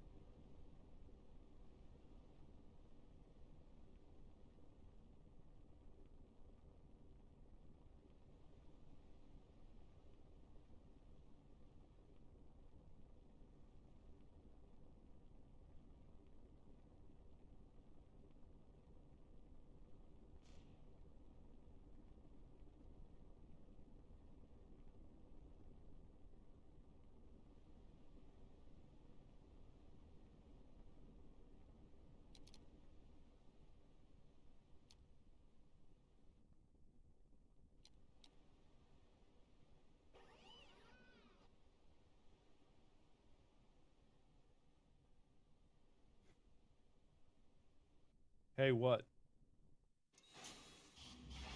Docking complete. Only authorized personnel can disembark.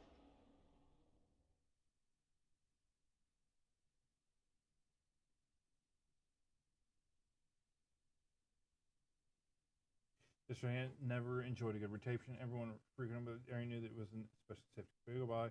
It had been founded in the creation of the city of 6121. The objective had been to maximize the effectiveness of the workers of the engine rooms, housing them as close as possible to the large power stations that provided power to the entire station. Pollution filled the air of that area. Despite the large extractors, little by little, the people who could afford it were abandoning it over the years, becoming one of the poorest and most troubled areas in the station.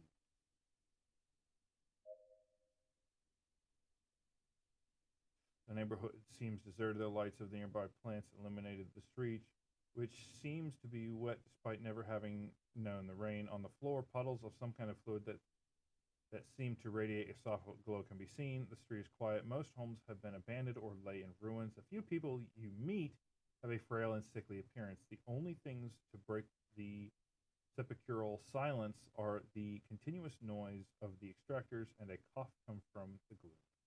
A young man turns the corner in a rush, colliding with you. Captain, I need your help. She's in a very grave state. Calm down. It's Ashley. Something's wrong. You have to help her. Something has happened to her. The man seems really worried. You look at him for a second, and he doesn't look any better than the other men you've seen in this area. His skin, as white as snow, contrasts with his eyelids swollen and deep red. You know those symptoms perfectly. That man was under the effects of cetyl resin. No time to lose. The man leads you to his apartment where you quickly find Ashley. The young woman is on the floor convulsing frantically. Hold on, Ash. I've found some help.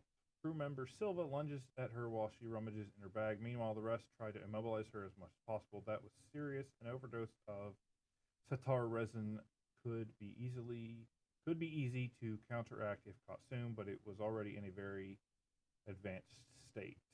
Silva, do as much as you can. We trust you. Roll. Nope. He quickly starts working on a solution from his bag. He takes out small test tubes and starts mixing them. As soon as he finishes, he takes out a small pistol in which he inserts the vial and inoculates it into the growth. A few minutes, the woman stops convulsing. She's dead. You were right, Captain. God damn it. Man collapses, falling to his knees. It can't be. I killed her. Ashley, it's my fault. The man breaks into tears while hugging her. That's what I'm going to do now. I've got an idea. The man looks at you while sobbing uncontrollably. You may have to always live with what you've done. You may never forgive yourself. You will live the rest of your life carrying your actions, but it depends on you on what you want to do from now on. And what am I supposed to do? This is the only thing I know. Who will give work to a thief addicted to resin? I was condemned to this life from the moment I was born. For the first time, I thought I had something good. I clung to her until I consumed her. Just as I do with everything else. If you're willing to detoxify, you could be a part of our crew. Go far, it doesn't matter how, go far away and start a new life.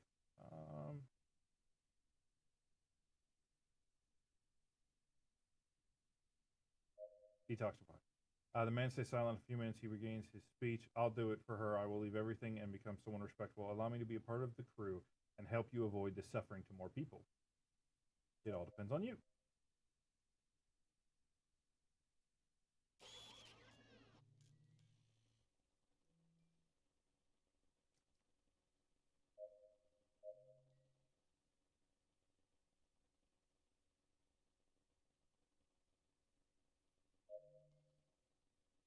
Oh, damn it.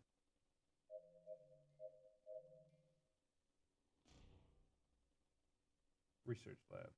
Research that. You. Sick bag. Scrap. Scrap. Scrap. Accept.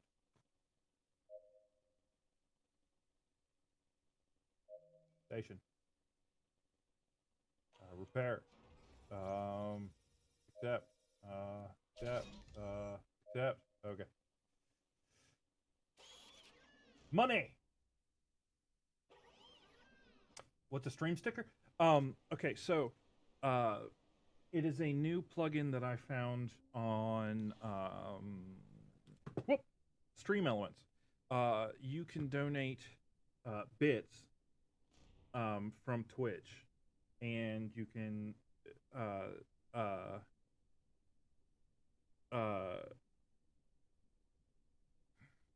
like put a sticker on the screen. If you type !sticker, it'll tell you more about it.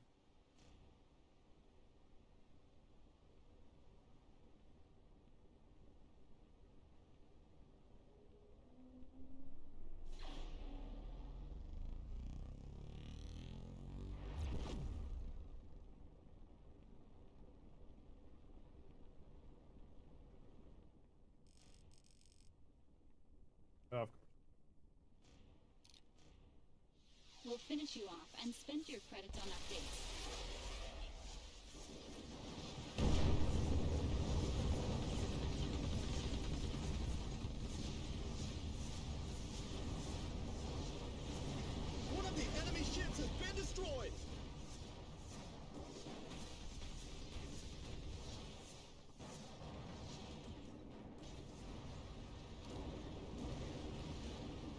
Well done. May, send a damage report to my terminal immediately.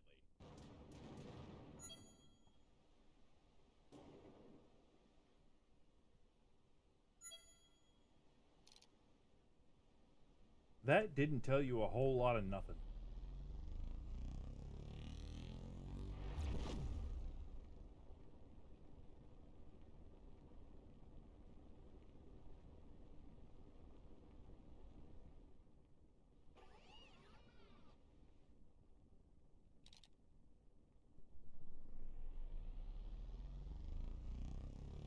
It's another way to donate, I guess. I'm not 100% sure. I just thought it was neat.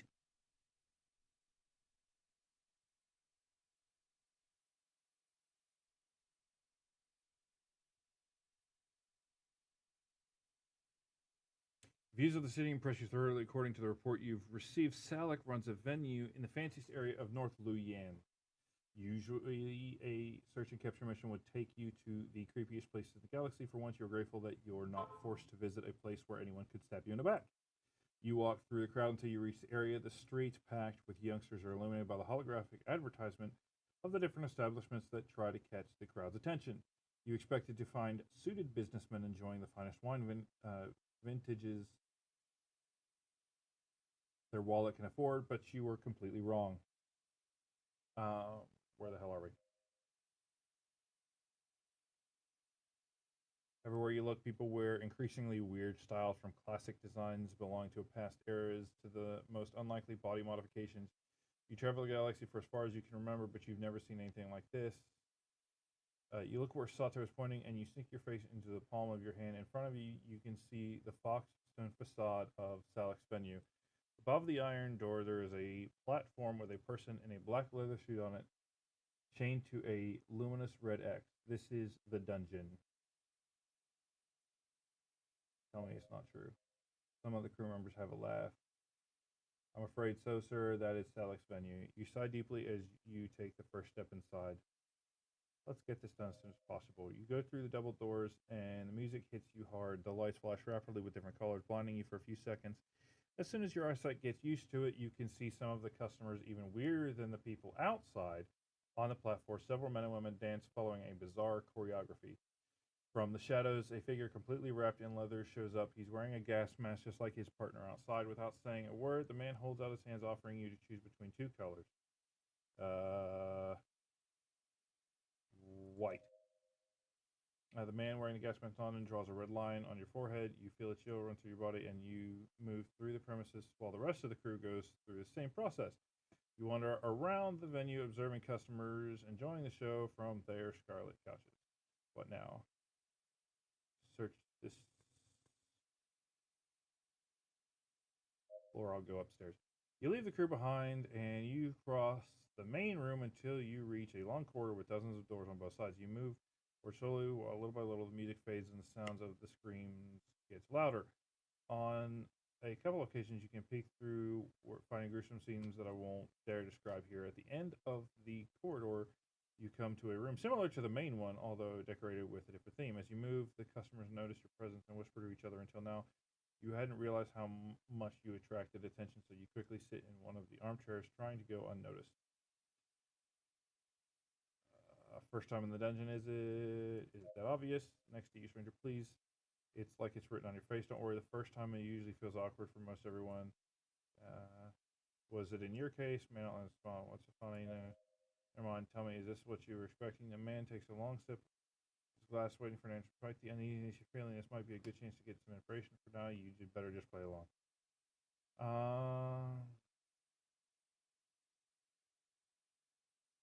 Not bad at all.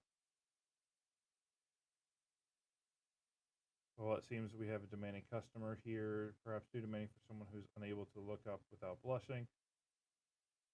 The stranger reaches in one of pockets and offers you a capsule that you politely reject your hand. Undeterred, he shoves the pill into his mouth and bites down hard. His eyes widen and change color several times as his veins swell and his body tense for a few seconds. Finishes, the man seems to get back to normal. Wow, that was amazing. He stares at you and laughs again. Okay. Was that nothing you need to worry about, sweetie? Today you're celebrating. You don't understand what's going on. And what exactly are we celebrating? Nothing, all, and everything, all at the same time. Much more than it may seem. You don't get it right. I can tell just by the look on your face. And they do. With a nod, you point to the group on stage. You seem to be enjoying, well, whatever you would call that. At least they're passionate about what they're doing. They don't think about it. They're true to their most basic instincts to get to know yourself. Sometimes you have to let go of the reins and go with the flow. We live in a world where succumbing to desire is unforgivable, and the dungeon offers them a place to be themselves. Then why is everyone wearing masks? A mask doesn't hide your identity. It, in fact, the mask reveals who you truly are. For a few seconds, everything is silent. The man takes one last sip and gets up. Anyway, it's been a pleasure talking to you, but I think it's time we must go now. Go where? The woman puts her hands on her mouth and gently bites her finger. Come on, you know exactly what I mean. The woman caresses your form and she leans forward. You whispered in your ear. I told you to deny the dungeon is a place to fulfill your wishes. Hairs on the back of your neck stand on end and you can't help stuttering. I'm afraid you're mistaken. She smiles again. Not at all exactly what you're looking for, and I can give it to you. Come with me. I've been blah.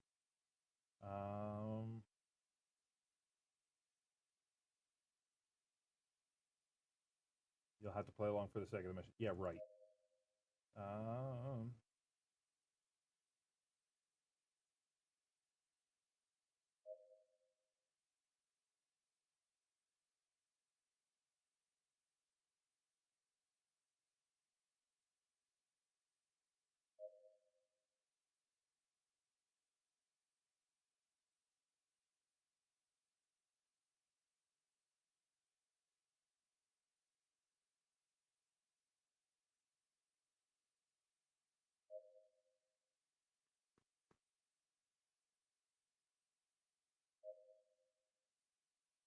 Let's just skip all of that.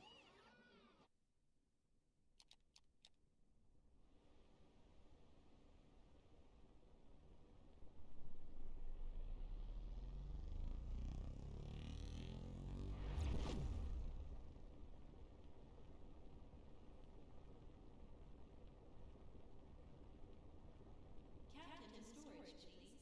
Captain to storage.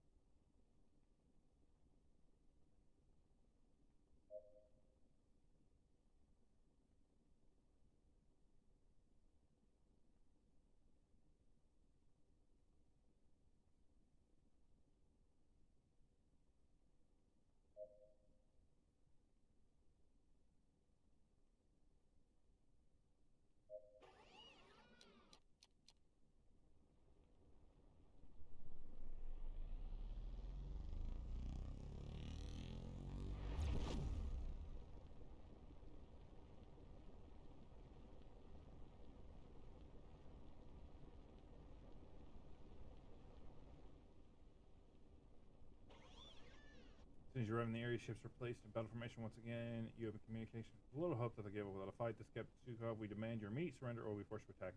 You receive no response from the enemy attacks. You tell yourself, wondering if anyone will ever heed your warning. We've warned you. This will be your last battle, Captain. I'll make sure to end you quickly.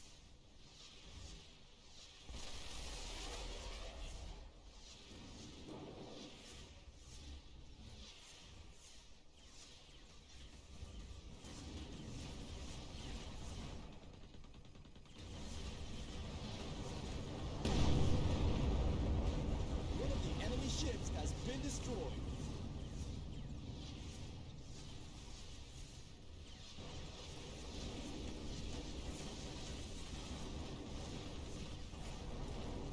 Good lord. Just report when fire on the last ship you worked. Okay, we give up all authorized docking with ship. Accept their surrender. Get ready, we're going. Head to the target. May, prepare boarding protocol.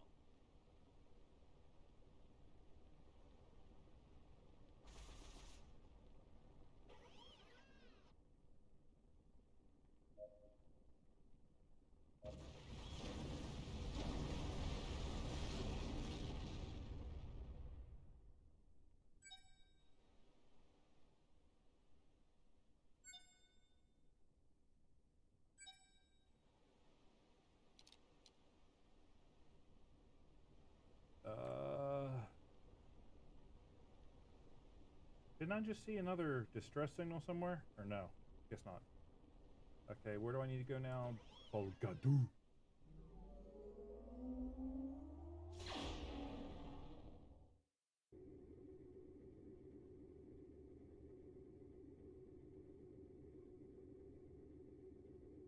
I have a feeling this is the one dude.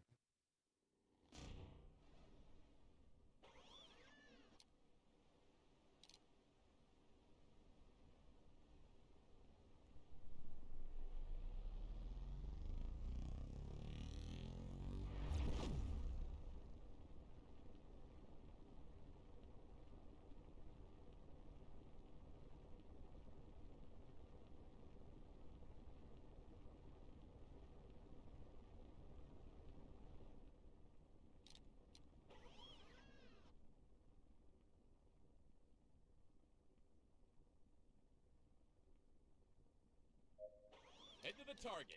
May, prepare boarding protocol.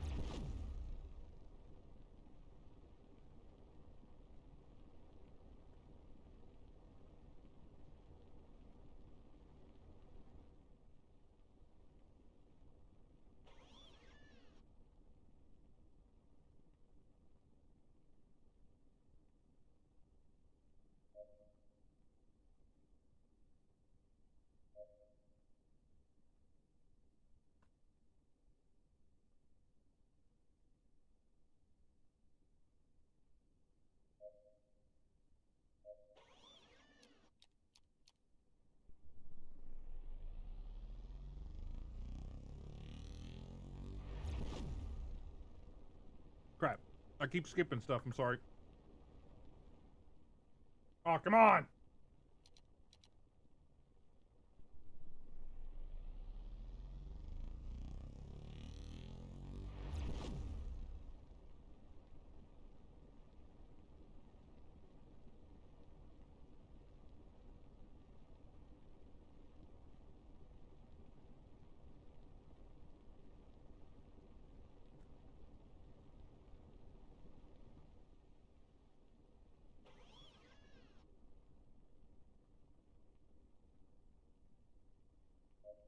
Head to the target. May, prepare boarding protocol.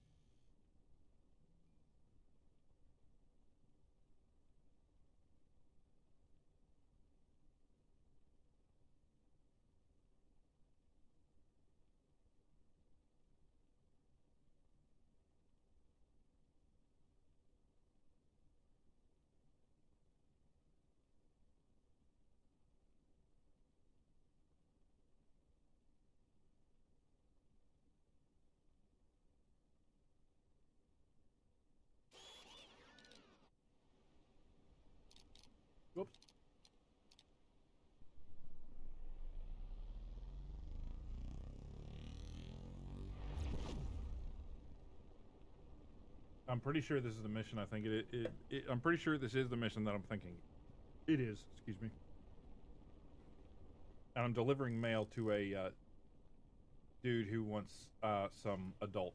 Activate the dolls. weapons! All crew to battle stations!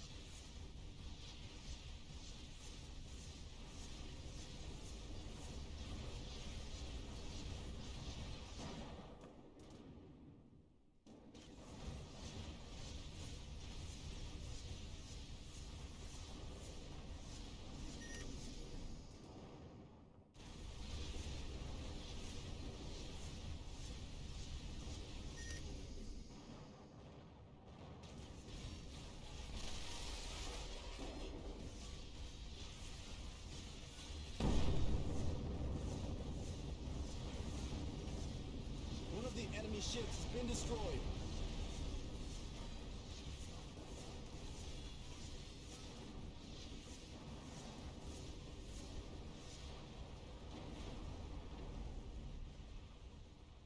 Well done. May, send a damage report to my terminal immediately.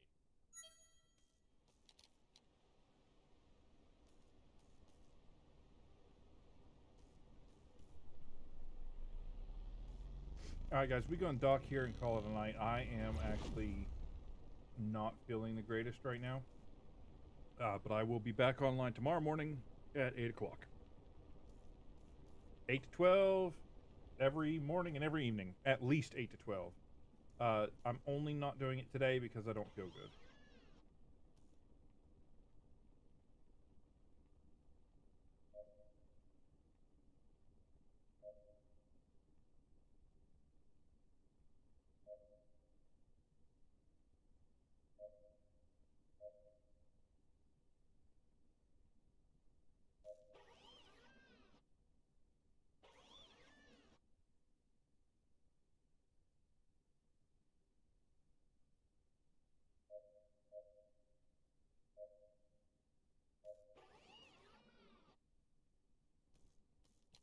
Nothing was going on there that was very important. That's why I skipped through all of that.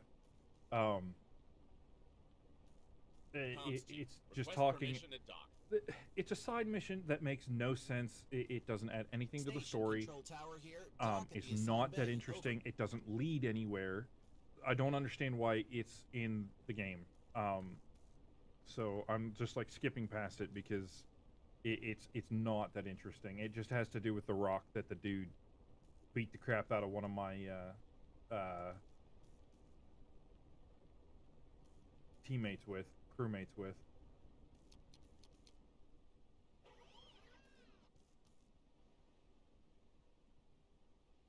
I don't like side missions that don't lead anywhere or give any, you know, insight.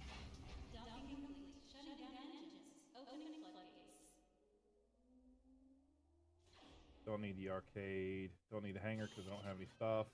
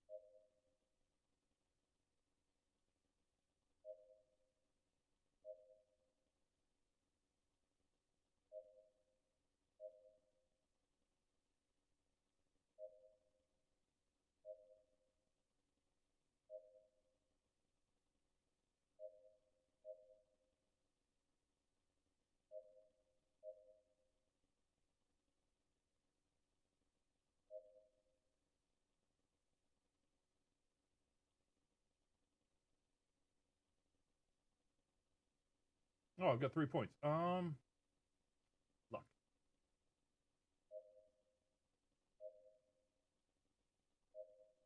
We're gonna go with luck. Luck has actually served me pretty well in some of these cases, so we're gonna go with luck first.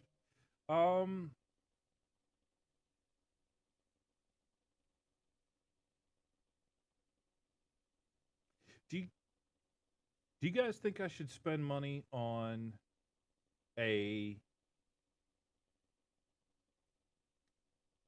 basically they're mercenaries, but they become part of my fleet? I can have 2 fleet members, so a total of 3 ships, myself and other people. But I mean, I don't know if I want them. You know what I mean?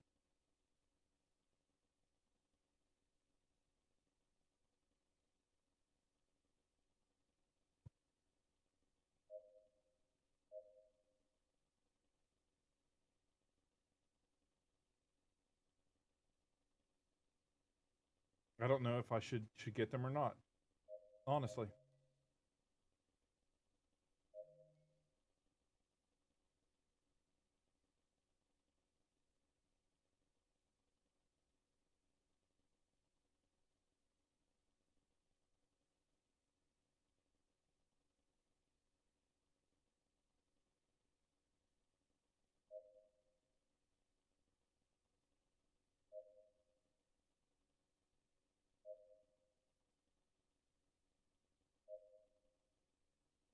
Their benefit is I don't take as much damage in fights.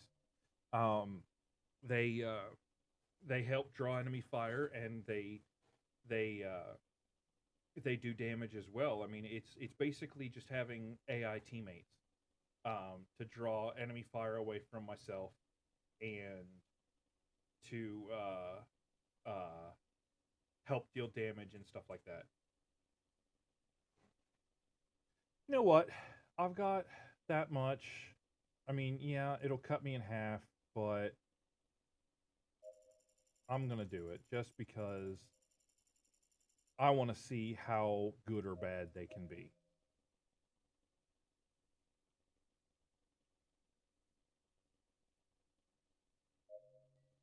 I mean, because it wasn't in there when I played the game before. Honestly, when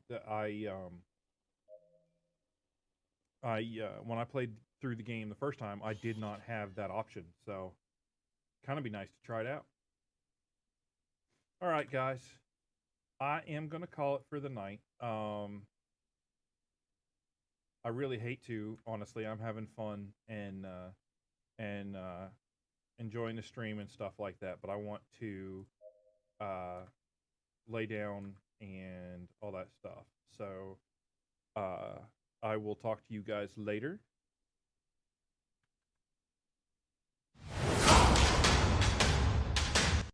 Thank you all very, very much. I greatly appreciate it. You guys are amazing. Stay that way. And again, I will see you tomorrow. I stream from 8 o'clock in the morning to noon, and then 8 o'clock in the evening till midnight. I probably will be streaming longer, and so on and so forth. I will let you guys know. I need to work some more on my Twitch channel and stuff like that. I've got stuff that I've got to fix and all that fun crap that I've neglected to do that I need to get done. So I will talk to you guys later. Y'all have a good night. Stay safe, and I will catch you guys later.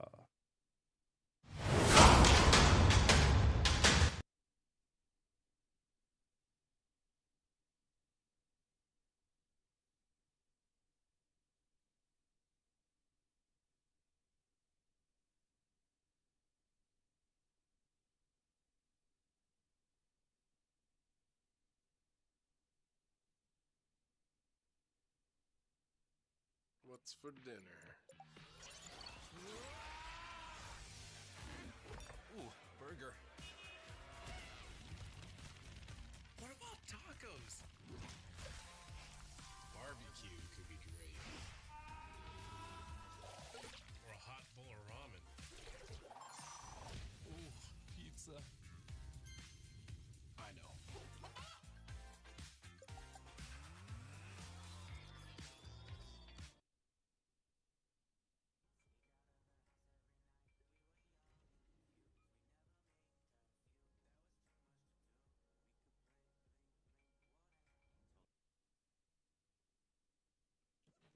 Your mom's just gonna be dumbfounded and just stand there. She would not know what to say. I'm telling you. She's just like, We gotta mail order a sex toy? Amazing. You know this is a human, right? Yeah, we're aware. I don't know where our squad's going, but they want to go here. The Super Animal Farm. Guys, just so you know, we're rating a person who is a friend of mine. He is a mature content creator, just so you know, but he's a really cool guy. Alright. I don't want this fucking... Oh, you gotta do a free fall. At some point.